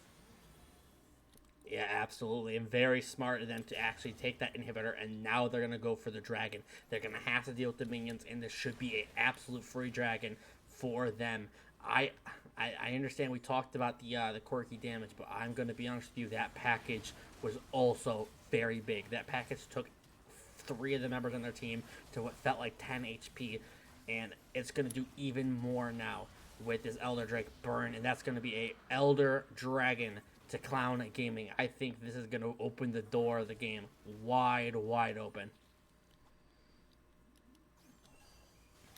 Absolutely. And Clown Gaming has options on how they can play this game from here. Um, I know the Elder buff doesn't last for that long, but they can siege with it with an inhibitor down, or they can go look for the free Baron. Oh, big ult going on to the Seraphine, and she has no cleanse from last time. Remember that Elder Drake being able to finish her off. Corky's going to get the kill, and Mundo is going to fall with, and that's going to be a double kill for Corky. But it looks like Potato Tomato is going to be trying to get 1v1 solo bullet by the Lux, but it's not going to be enough. Here comes the hookshot going back into Diana, and is Elder going to help them? Elder possibly might help them, and Morgana's there to help them as well, but they're pushing in the mid lane. Mid lane towers are going to be threatened. Corky and Caitlyn are going to be poking the Tristana out. She's going to have to rocket jump away, and that's going to be a tower, and the kill going down onto the Diana. They're going to look to end this game. Really puzzling play from IG from here. Lux getting the solo kill on Morgana here, but does not matter because Clown Gaming has taken game 3 of the series. That is game 3 going over to Clown Gaming, making this a 2-1 series. What a good banger of a game, honestly. It was very back and forth, close game, and it honestly did not get broken open until about that Elder fight. That Elder fight really changed the game, and once I got Elder, Clown Gaming just knew exactly what to do with it. That was a 31-minute game 3, and we are excited to get into game 4. How do you feel about that game? How do you think Clown Gaming pulled it out? A clean victory? I don't think it was a clean victory, but I think I played to their strengths, which was to let Corky scale, to let Camille get to 2 item, and to take advantage of mispositioning errors from IG, which was clear when you notice that their backline is getting caught out constantly. I think their jungler Diana made some very great flank plays, but there were also some mistakes from getting caught out, especially in that fight near the dragon near the end, where the ult was used, I think, solely on on Sejuani Morgana, and that's not where you want to put yourself. Yeah, absolutely. And I think that this is going to be a big momentum switch if they are able to take one more game. We just reached match point in this game. So don't go anywhere. We're going to go to game 4 right after this short break of Clown Gaming Gotham versus Imperial Gaming.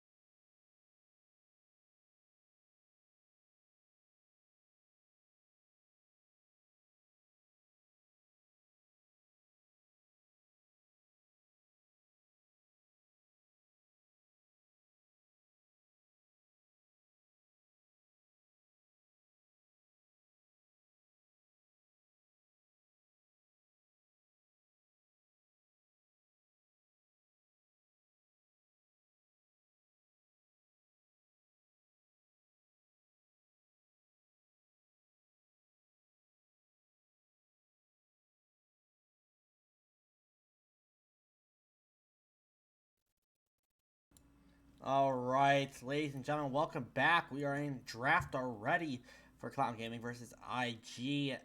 Game number 4. For those who are just joining us, I don't think there's many of you, but that's all right. Those who are just joining us, it is currently 2-1 in favor of Clown Gaming Gotham. They won game 1 and game 3. And let's see if IG can either come back or is Clown Gaming going to take away this series. On the sides of bans, we have been seeing the same basic bans all day. Trundle, let me guess, guys. I might be a savant. I'm going to assume this is a Lilia ban right after it. Trundle, probably Lilia. And on the other side is Zach ban out against Batman. There's the Lilia. They are scared of that champion. Why the Wukong ban, though? I don't know. He has not been buffed yet. And he is not. I think he's strong. Maybe Potato Tomato is just like turbo busted on the champ, but who knows? Kindred's also being banned away. Another target ban against the jungle, and there's the Aatrox. The exact same bans as last game. I am assuming we're gonna see a most likely an ADC or a jungle pick first, and no, it's actually the Morgana on the side of Clown Gaming. First pick. Believe it or not, the Kindred ban is actually aimed at mid lane. Really?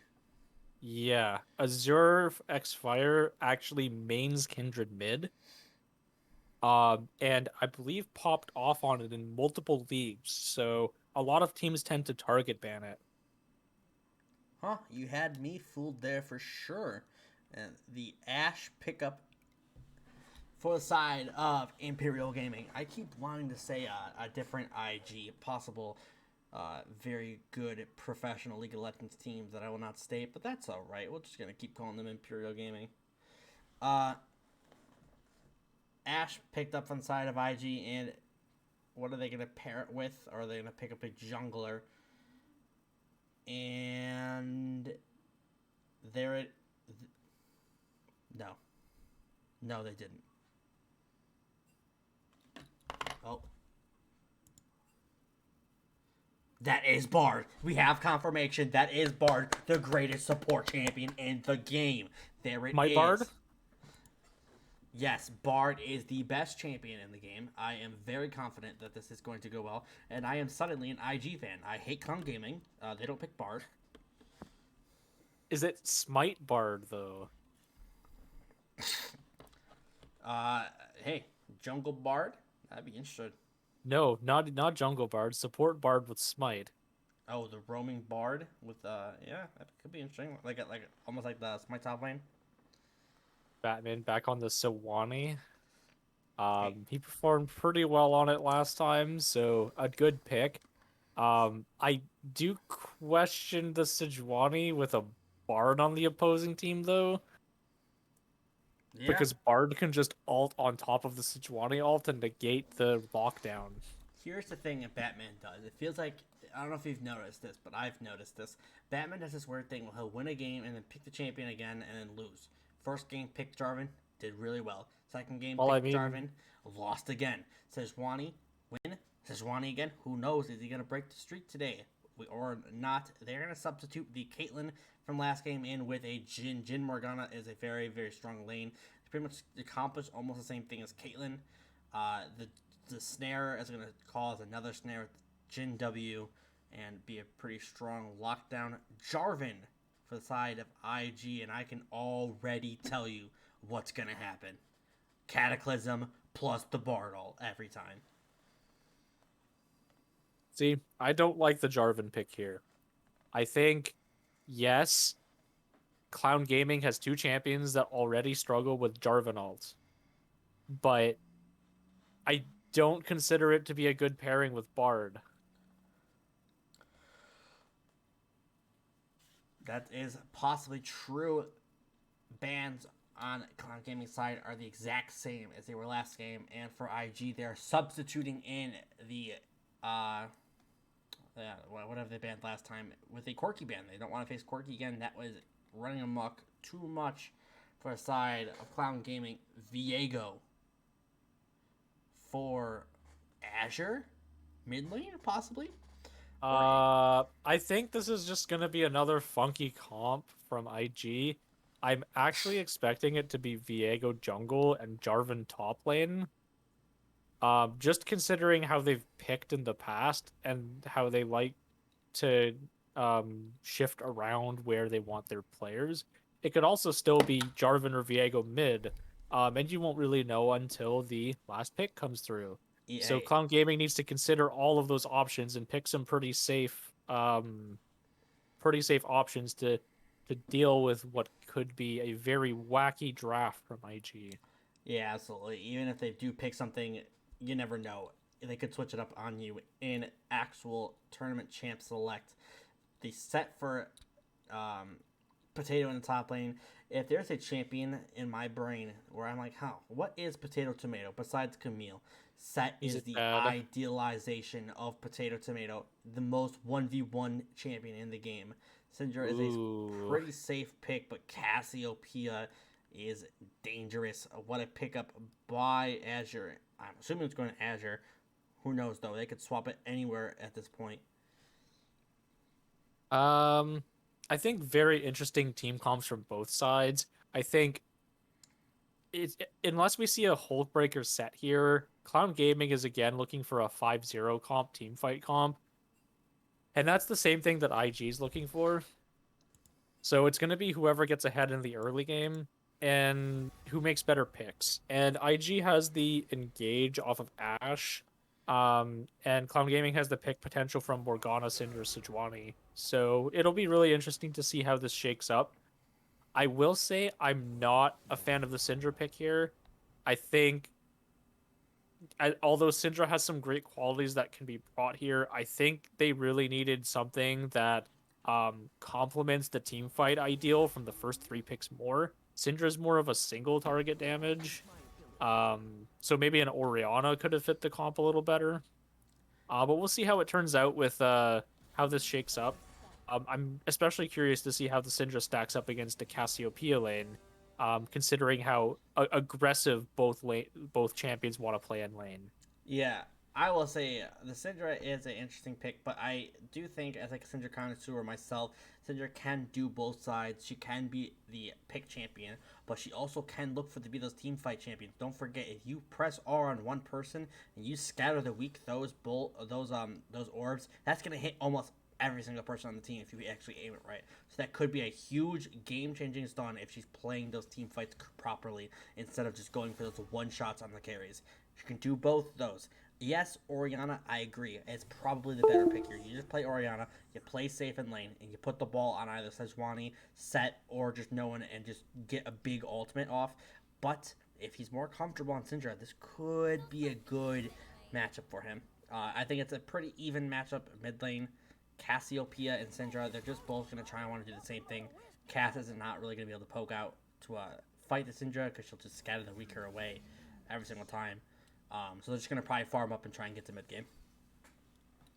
Absolutely, and from first glance at the draft, it does look like it is a J4 top lane. Really interested to see how this works into a set. I don't think Jarvan top is that popular anymore because they nerfed something in his Q at one point, which took him out of top lane, at least in the meta. Um, and I don't see how Jarvan wins any fights against Set. I think it's going to be a rough lane. Yeah, it's gonna be a really rough lane. I think Jarvan is only good top lane right now if you pick it into Cannon. That's the classic. You pick Jarvan in the Cannon, you just ult him, and he just does nothing. But that is not a champion that we see in this game. It is the king himself, the boss, Set in the top lane up against Jarvan. Let's see if they can actually make something happen. As currently we're gonna, I'll wait again until 20 seconds because this team could swap anyone anywhere. That could be a Cassiopeia jungle for all I know. Who knows? We are gonna wait and see, but it's most likely going to be a Jarvan top into the Viego jungle. And yeah, I think these lanes are pretty, in my opinion, clown favored. I'm expecting lots of prio to the bot lane and possibly top lane too. Mid lane should just be a farm fiesta, but we will not know until we get into the game. And so I will see you guys in 3 minutes for our game 4 of Clown Gaming versus Imperial Gaming.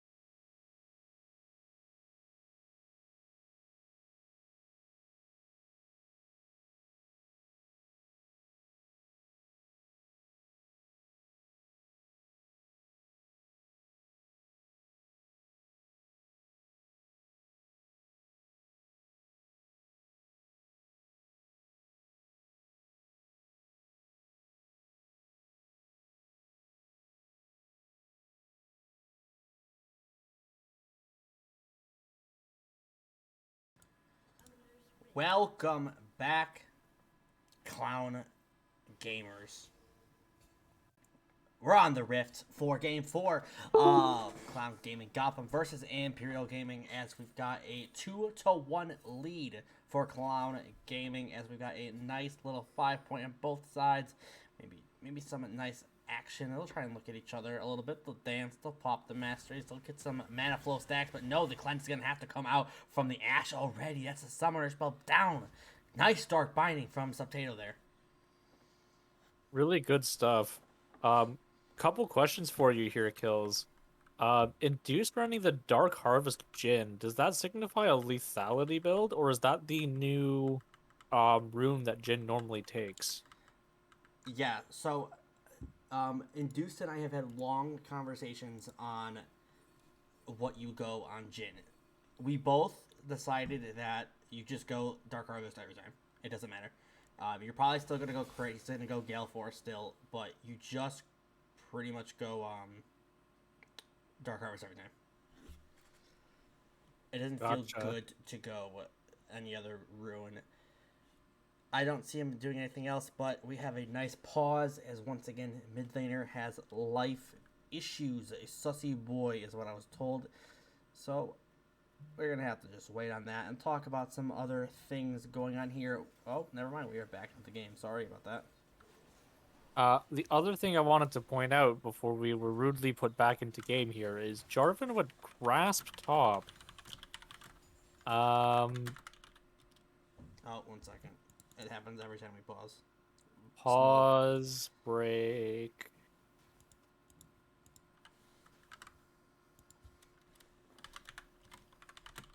That better? Yeah. So you said something about grass proc on Jarvan? Yeah, I think it's a very odd choice.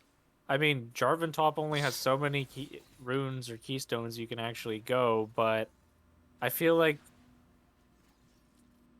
maybe this is a direction you go spellbook. Like, I think any trade you take with Set, really, you're probably going to lose it, even with Grasp. So you just take this extra summoner spell usage. What do you feel about Airy instead? It can work for poke purposes for sure.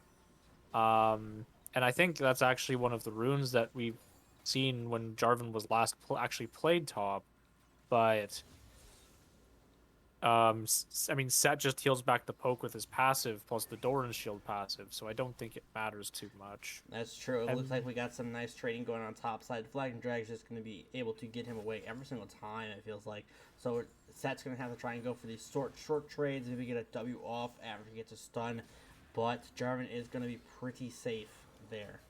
looks like Batman is pathing bottom lane with the Sejuani on 3 And, camps. and Viego's out pathing top. top lane. He's going to be able to get the flash off, and the stun's going to hit him after the flash, and the flag and drag's not going to be enough. The flash forward from Viego, and he's going to take a tower shot, and it's going to be a turn kill for a Potato Tomato 1v1 in the top lane. Ash is going to try and get some arrows down. Enough damage is possible. Batman is there for the follow-up, though. It's not going to be enough barge. It's going to walk away and throw out a nice little Cafe Cuties handshake to him. Oh, So a little early damage gold in lead top here lane. and big damage from Set. No Set- flash, so can't actually catch the Jarvan, but can freeze the wave here with Set's passive, just gonna keep him healthy. Yeah, absolutely. And I expect him to hard freeze this wave to punish this Jarvan as much as possible. You think you can pick Jarvan in my lane? Absolutely not, says Potato. And mid lane is going just about as how I expected it. No phase rush for the mid laner, so it's going to be harder for the Cassiopeia. So it should be pretty even lane state.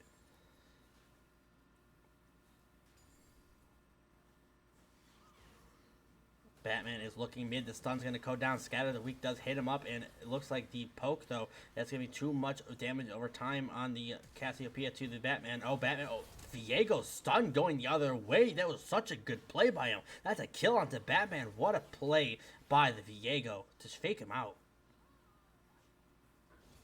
Really big play from the Viego here, already having made a big impact on multiple lanes here. Whereas Batman hasn't had as much luck. behind in camps, uh, and experience, and hasn't had the opportunity to make use of Sejuani's crowd control just yet. And it looks like Viego is back already, trying to sit mid lane, maybe pitch the tent. He got a Coleman from Home Depot, and he wants to make use of it. He's going to try and get as much damage as possible. And top lane, we've got a nice little matchup. The pull is going back in, and the Dice W damage is actually not going to do as much damage as I thought it was going to. And that is just going to be a walk away from... Ooh, big binding onto Ashe. It's not going to be enough, though, as they don't do any damage right now, actually. I kind of... Gotta love the Guardian. Yeah, I was expecting a lot big damage. Oh, Viego's back top lane already, and another big impact, and it's gonna be a big dead potato. Can he get the kill, though? He's gonna get the follow-up kill. Yes, he is. Conqueror's gonna save him. And the level up, level 6. Can he actually make something happen? No, but that was so close. Close. That was so close. The nice level up and level the skill quickly as possible. You know he uses his control keys. Absolutely. The only thing that stinks for Clown Gaming off that play is the wave state is in Jarvan's favor here. So it looks like Batman is just running top to try and shove it in. Really big heads up play to make it so that his top lane keeps his lead here. Yeah, I think that was a heads up play by Batman, or either Potato Tomato was just screaming, "Hey, please go top, fix the wave, please do it," and he's going to actually do it for him there. And big damage going on Ashe. He's walking up, and that's going to be a nice little fourth shot onto the Ashe to get that damage, and they're going to push that wave out and probably hit a fat reset, I would assume. Really interesting Jarvan build here. Jarvan has a tier. I'm honestly not sure what that signifies. Is it Fimbulwinter or Miramana? I don't really consider either of them to be that good on Jarvan. Yeah, I'm going to have to go with most likely the Fimbulwinter, as Fimble just is going to do more. Oh, yeah, I thought he was going to actually cancel the Flagging Drag. It would have been nice. And the Bard TP away. This is actually going to be in a bad spot. They're going to try and hold the sun as much as possible, but the Dark Shield's actually too broken. That ability lasts forever. The map, Miasma is actually going to slow him down too much, but Cassiopeia might be trapped. The Viego taking over Sejuani's body is going to do a lot, but here comes Syndra. Here comes the big stun. Stun misses, though, and not being able to catch the Ashe is going to make them be able to walk away. That is a 1-for-0 in the bot lane. 4 people committing to it, though, and Deuce is walking up and taking possible big damage. He is not scared of this Bard. No, he is not. And we see this CS in top lane as well has equalized due to those plays up there. And Azura is still sitting down here, making another big play here. Induced being taken out, and Subtato is going to go down as well. Cassiopeia is now 202. This is huge for IG. Yeah, that just hurts so much. They didn't expect him to be there. And honestly, if I was playing an Induced Choose, I wouldn't expect him to be there either. But I'd also be slamming my keyboard at this moment in time. That is so unfortunate for him to stay that long and be able to pick up the double kill onto the bot lane. Oh, a nice big showstopper actually being able to stop him, but he's trapped in Cataclysm. Is the shield going to be enough to save him? He might be taking another tower shot. He's not. He's going to actually survive from that. Good job top lane, but they get the dragon on the return bot side. Big solo bowler from Potato Tomato back in the top lane, continuing to use the advantage he has in this lane to continue to push the Jarvan into a position of that he doesn't want to be, obviously. Looks like Jarvan is actually going the Sunderer build here with a Sheen in the inventory. Oh, big stun missing, but the knockup's going to be there. Is Batman going to actually be able to make something happen? No Cassio ult in big. Many orbs hitting in the face of Azure Fire. He's going to be knocked down and shut down going over to Syndra, but the big arrow comes. Here comes Induce. Can he... Induce is going to get caught up by 3 people, and he's there. Bard is there to do some big damage, and it is too much for him to handle. He is going to be taken down by that nice arrow and the Bard follow-up. Really good heads-up macro plays from IG here. I know the goal looks very even considering they're up 3 kills. But they really are using their advantages when they can. And now they're looking for another play mid on No Name here. With 4 members mid trying to catch No Name with the Bard ult, and No Name gets out with the flash. What a big Really? flash. I feel like you should have known, though, by the Bard. He should have been able to predict the Q. If you know No Name's got flash there, you should not be aiming at that wall anymore. You should be aiming towards the other wall. He's going to flash into it. You could hit that big stun. But instead, he just kind of misses the Q and has to take the flash from Syndra. I will say, in terms of like the map, in terms of the gold, honestly, I'm gonna be honest with you, it's very close. It is very close for how much impact is happening. I'm not quite sure if the scoreboard's updated, but it feels like Clown Gaming is still in it with this gold. It's dead even. 4 kills to 7 and Dragon for IG2, and it's still dead even in terms of gold. It gotta be in terms of plates and CS, but here comes the showstopper. Big damage onto the Jarvan. He's gonna have to flash away. Viego is here though. Big Sejuani ult actually misses because the flash from Viego. That is good though. Getting the Viego flash is gonna help macro around the map. Half arrow under tower makes no sense at all. Literally gonna have to do nothing. And here comes Jin. Can he hit the W? W hits onto the Bard. Bard's gonna be able to walk away. It doesn't hit the Ash like he wanted to, but the Syndra's there. He's gonna try and get some stuns onto the Syndra mid. Big plays all around the map. This is gonna start turning into some banger fights coming up, I feel like. Does that count as another missed Sejuani ult? I'm gonna be honest. I don't think it's a missed one. That would have hit any day if he didn't flash. So whether it hits now or it hits after he flashes, it doesn't matter. I just wanted to increase the Sejuani ult counter on Batman. I mean, I'm more than okay with that actually. Yep, Batman missed all. Can't believe it. Oh, big stuns actually. Mid lane action. He's able to turn away from the stun in time. Can he get enough damage though? No, the DPS from Cassiopeia is too much. Kill solo Bolo in the mid lane. It's a 3-1 Cassiopeia. Really close. Really too close for comfort there from No Name. I think if he actually was running the electrocute rather than the airy there, he does pick up that kill, but the healing from Cassiopeia was just enough to survive on less than 100 HP and finish him off with the really good Cassio DPS.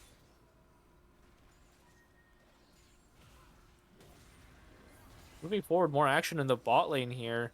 Looks like they're taking some short trades, and Viego's making his way down here to look for a potential play.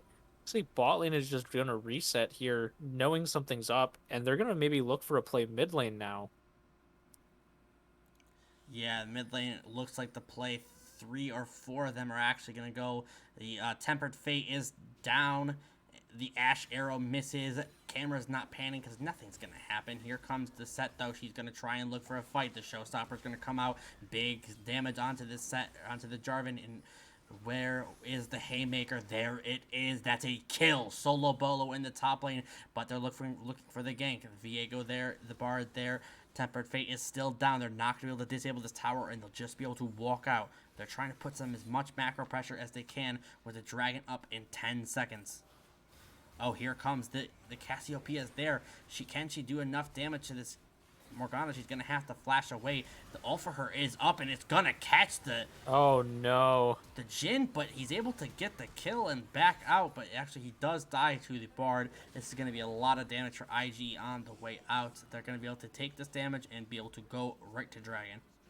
Overall, a win for IG on the bot side of the map, but a win for Clown Gaming on the top side, with Set being able to take a tower by himself at 13.5 minutes.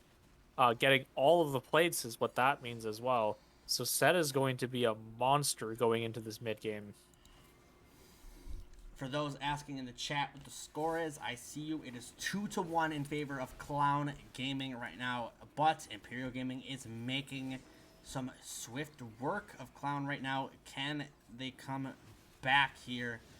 I feel like this game might hinge a lot on the Set top lane. I definitely have to agree with you, especially considering IG now is up 2 dragons at 14 minutes. They're not that far away from pushing for another Dragon Soul like they did in their previous win, or at least an early one. And Clown Gaming really needs to watch out for that as their win condition. Yeah, 100%. I'm looking for some big plays out of Batman, out of Syndra, but for the time being, I think they just need to farm up. They are going to need to catch up in these waves. Yeah, yes, they're above in farm. Syndra is way ahead in farm. She's 20 CS above, but they still have 3 kills, 4 assists on this Cassio.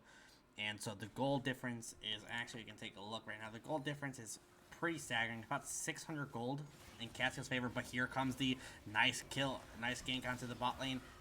Ooh, the ult from Cassio is going to be a lot. Can they actually find the shots? And Deuce is 0 for 4. Can't hit these shots. And oh no, Batman, you went into range. Why would you walk up there? You see Jin is walking forward to get the kill. He does find the kill, but Batman instant trades the kill back.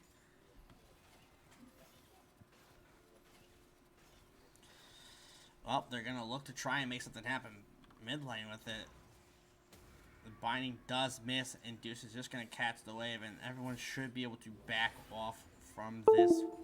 But Batman, inting on that last play kind of makes the whole thing a little less worth it. Absolutely. Just putting extra gold back into Cassiopeia's hands, and that's definitely one of their win condition in this game, is for Cassiopeia to get extremely strong already with the Leandries and building into the second item, which looks like it's either going to be Archangels or Cosmic Drive. Has components for both there. Very smart Tempered Fate there, completely negating the Rift Herald. One of the best uses of Bard you can possibly do. They are able to make... The field goal is good for Ashe. Oh, actually, does actually end up hitting something. Big Bard stun coming out and actually hitting it, both Subtato and Batman, but the stun is going out onto Viego. Viego is taking a lot of damage. Is he going to be able to fall? Yes, he should be able to. Induce is able to take him out. Cataclysm is hitting it, knock up 3, but he is trapped in there with them. Jarvan is going to fall, but the Cassio is hopefully doing some damage on the backline. No, Induces... Haymaker is going to come out and do big damage to 2 of them, but they're not going to fall. On the other side, Syndra is able to take out the Ashe. Cleanse coming out for the Cassiopeia. Big damage from both sides. The damage dealers are still up on both sides as well. Cassio is alive. Syndra and Jin are alive as well. We could still have more fight, but it looks like they are going to back off and take the even trade of 3-2. Yeah, and one thing I just noticed here too is, unfortunately for IG, Bard has 3 of the kills, so they have more gold on their support than they'd probably like at this point. Especially considering their Jarvan's 0-4. And their Viego is not really picking up gold from kills either. So they're gonna have to rely really hard on Azure to get some damage, really good damage done in these fights, because their heavy damage dealers are not getting the gold they want. Yeah, I agree with you. And a correction on something I said, that is not a cleanse out of Cassiopeia. She does have TP and Flash. It was Mikhail's from Bard. First item, Mikhail's. I feel like that's an interesting buy. A little bit of questioning on that. I mean, they have a lot of CC, so I actually don't question it that much, but it was a good thing. Induced is currently 0 for 8 on his ult bullets. He has not hit a single one yet. And that should be really talked about. Ashe is getting almost caught out here, but she is able to just barely get away with her life. Don't forget to grill him about it later. Oh, I'm 100% going to. I need to teach him how to play dodgeball. Looks like they're going to try and set up for a little bit of a risky play here. There's no vision in there until now. But the huge arrow is going to hit onto No Name. He is not going to be able to lift, and that Cataclysm is going to end up finishing him off. And the Ashe is going to end up getting credit for the kill. That is gold in the right place. Miasma is going to go down, cutting them off from this dragon. The dragon is up in 5 seconds. It is going to be a Cloud Soul for the rest of the game. Cloud, their soul point is going to be up. Can they get this 3rd dragon? Are they going to try and fight for it? Set is walking up. Black Shield on him. He is looking to shop the show. The show is all his. He is the boss. Can he make something happen? Is he going to find it? Miasma's going to go down and be able to stop him. And it looks like the dragon is going to go over to the blue team. Batman's able to steal the dragon with his smite. Can they make anything happen? Are they going to back out? Haymaker's gonna go down, doing big damage on the rest of the team. Batman hits the ultimate onto Azure Fire. Big damage going on. Temper Fate's gonna stop Jin in his trek. Here comes Syndra. Syndra scatters all of the weak, and they end up picking a kill on the Cassiopeia. They could re-engage this if they wanted. It's a 5v4. Here comes the Jin out. That's one. That's two. He misses the third one here. The Heartbreaker is coming out, and that is huge for Clown Gaming. Viego's going to try and find the last kill onto Jin, but he is going to try and kite him away as much as he possibly can. Morgana's going to try and save him, but no, that is not going to be enough, and they're going to walk away. This is going to be a 4-for-4 for both sides. Clown Gaming does end up getting the dragon, making it a little bit more worth it for them in the end of it. Really big shutdown on Induced there. I think I saw 700 gold go into Viego's pocket, which is going to be really big coming up. Viego's going to be really strong with resets here. With gold in his pocket, and it's going to be interesting to see how things go. Unfortunately for IG, they don't have any towers down yet, so the map isn't really open for them to make big macro plays. They're going to have to focus on sieging something relatively soon. Yeah, absolutely. I'm excited to see what they're going to be able to do with this gold. It is actually gold in favor of Clown Gaming. I don't know how it's very possible, but they're making it work. Catching up with these waves.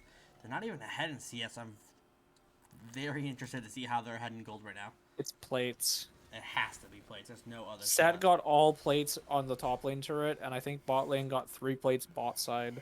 Yeah, currently Set is up 1,700 gold. Jin also up 1,300 gold. And the only person that's down is jungle and mid lane are the two that are holding them behind in Clown Gaming Gotham to actually turn this into a bigger loot than it actually is. Dead even in gold right now. Dead even in tempo, it feels like. Both sides are basically pushing each other back and forth. Who can take the lead from one another? We shall see whom decides to make the next big play here. Looks like Batman is hovering mid lane for some reason. Maybe just looking to get some vision control here.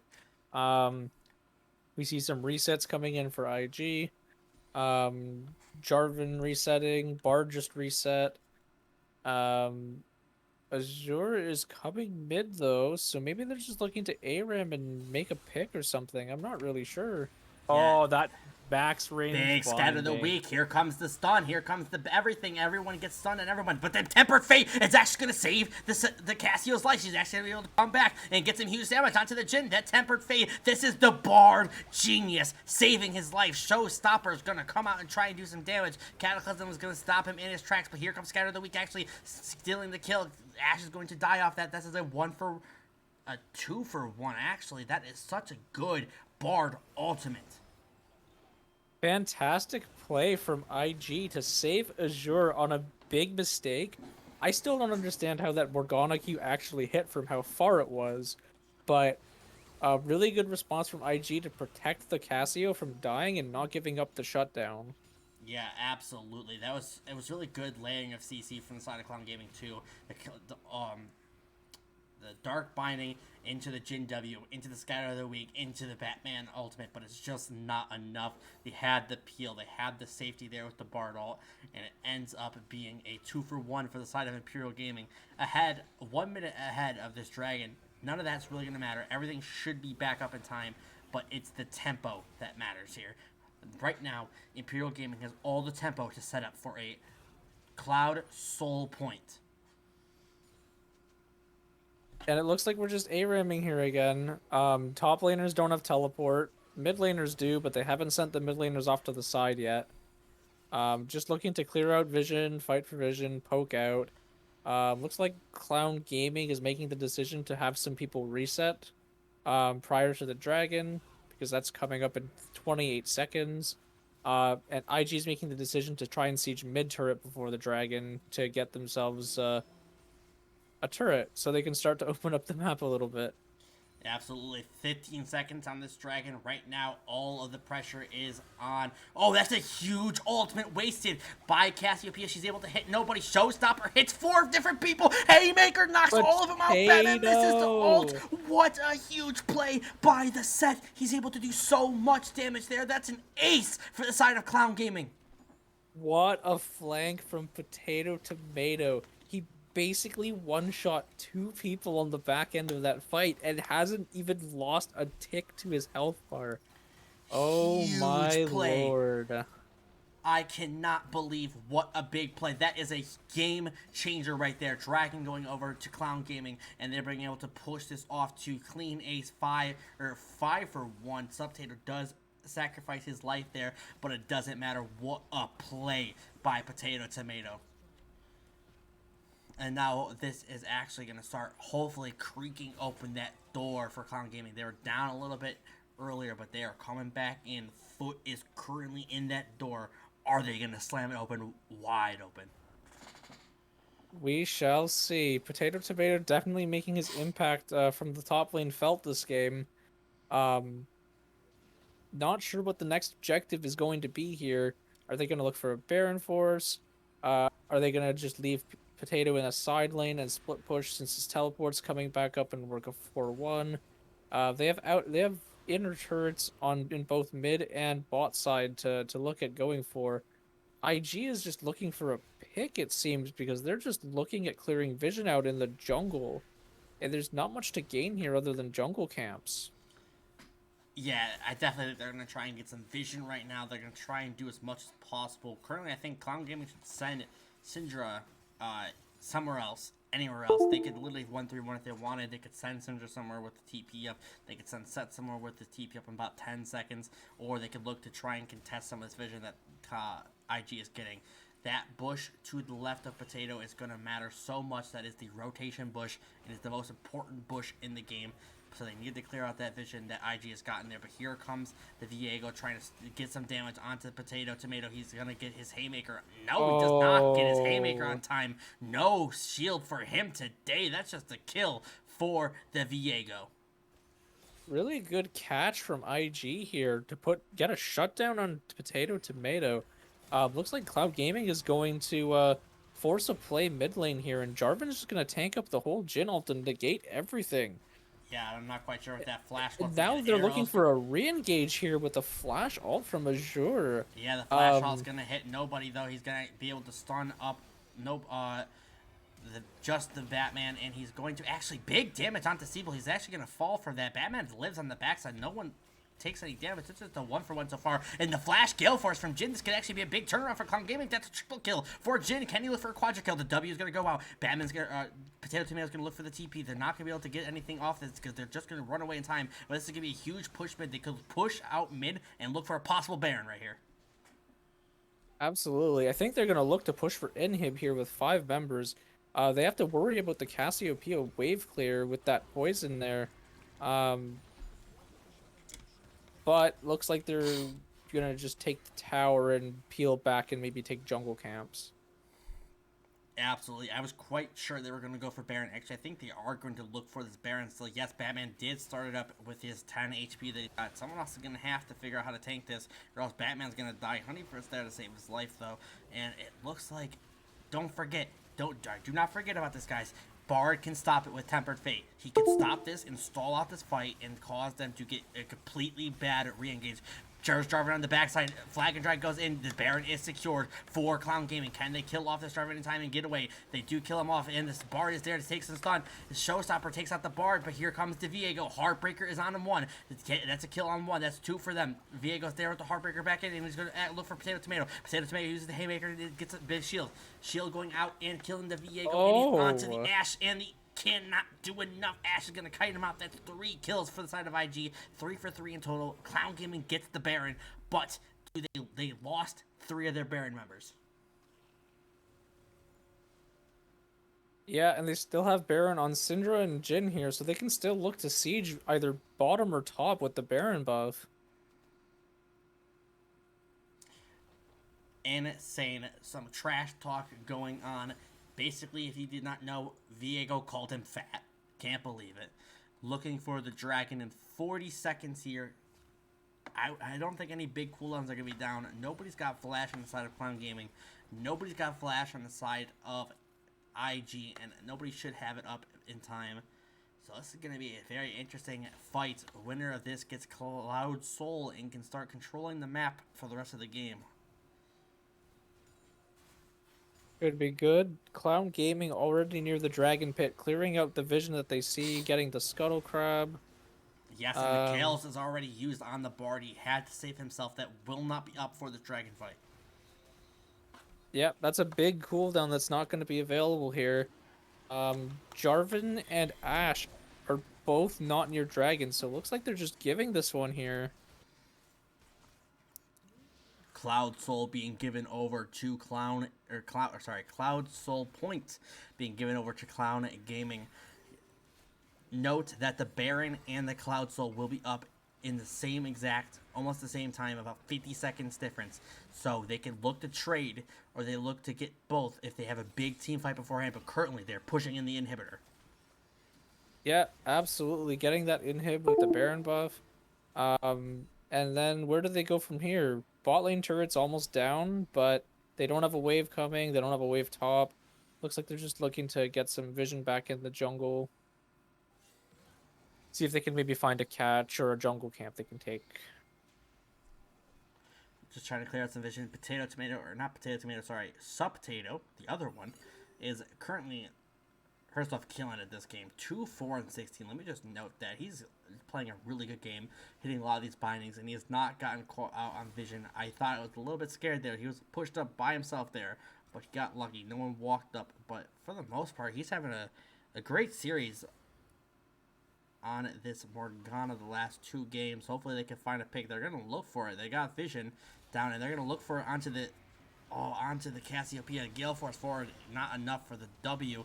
The arrow hits onto Sidra, and everybody's able to back away. Some ults used, some lives not lost though, as this should be a free top lane tower for them. Set is on the bot side, currently pushing an inhibitor tower. Ashe is going to try and chase him down. He's going to just let her do it. I mean, what is he going to do, I guess? He's going to use Showstopper onto the Viego and just literally die for nothing. Yeah, he lost the grit by running towards Ashe and Ashe stopping autoing him. And then realized too late that he couldn't use the W to get the shield anymore. And unfortunately, there's nothing more he can really do there. That was a pretty unfortunate play for the set. He's kind of giving away shutdowns back and forth with other people, but hopefully he can make another big play happen like he did earlier. We got 2 minutes on the major objectives coming up, so currently I feel like we're just gonna farm out, get jungle camps, and wait for this next objective fight. And they're not gonna clear that blue ward in topside jungle, so IG is gonna keep a ward back in deep so that they can see if they can catch someone on the map. Scuttle Crab being taken. You may say Scuttle Crab. Actually, it's not going to matter. It's 2 minutes. Yeah, it won't matter for this one.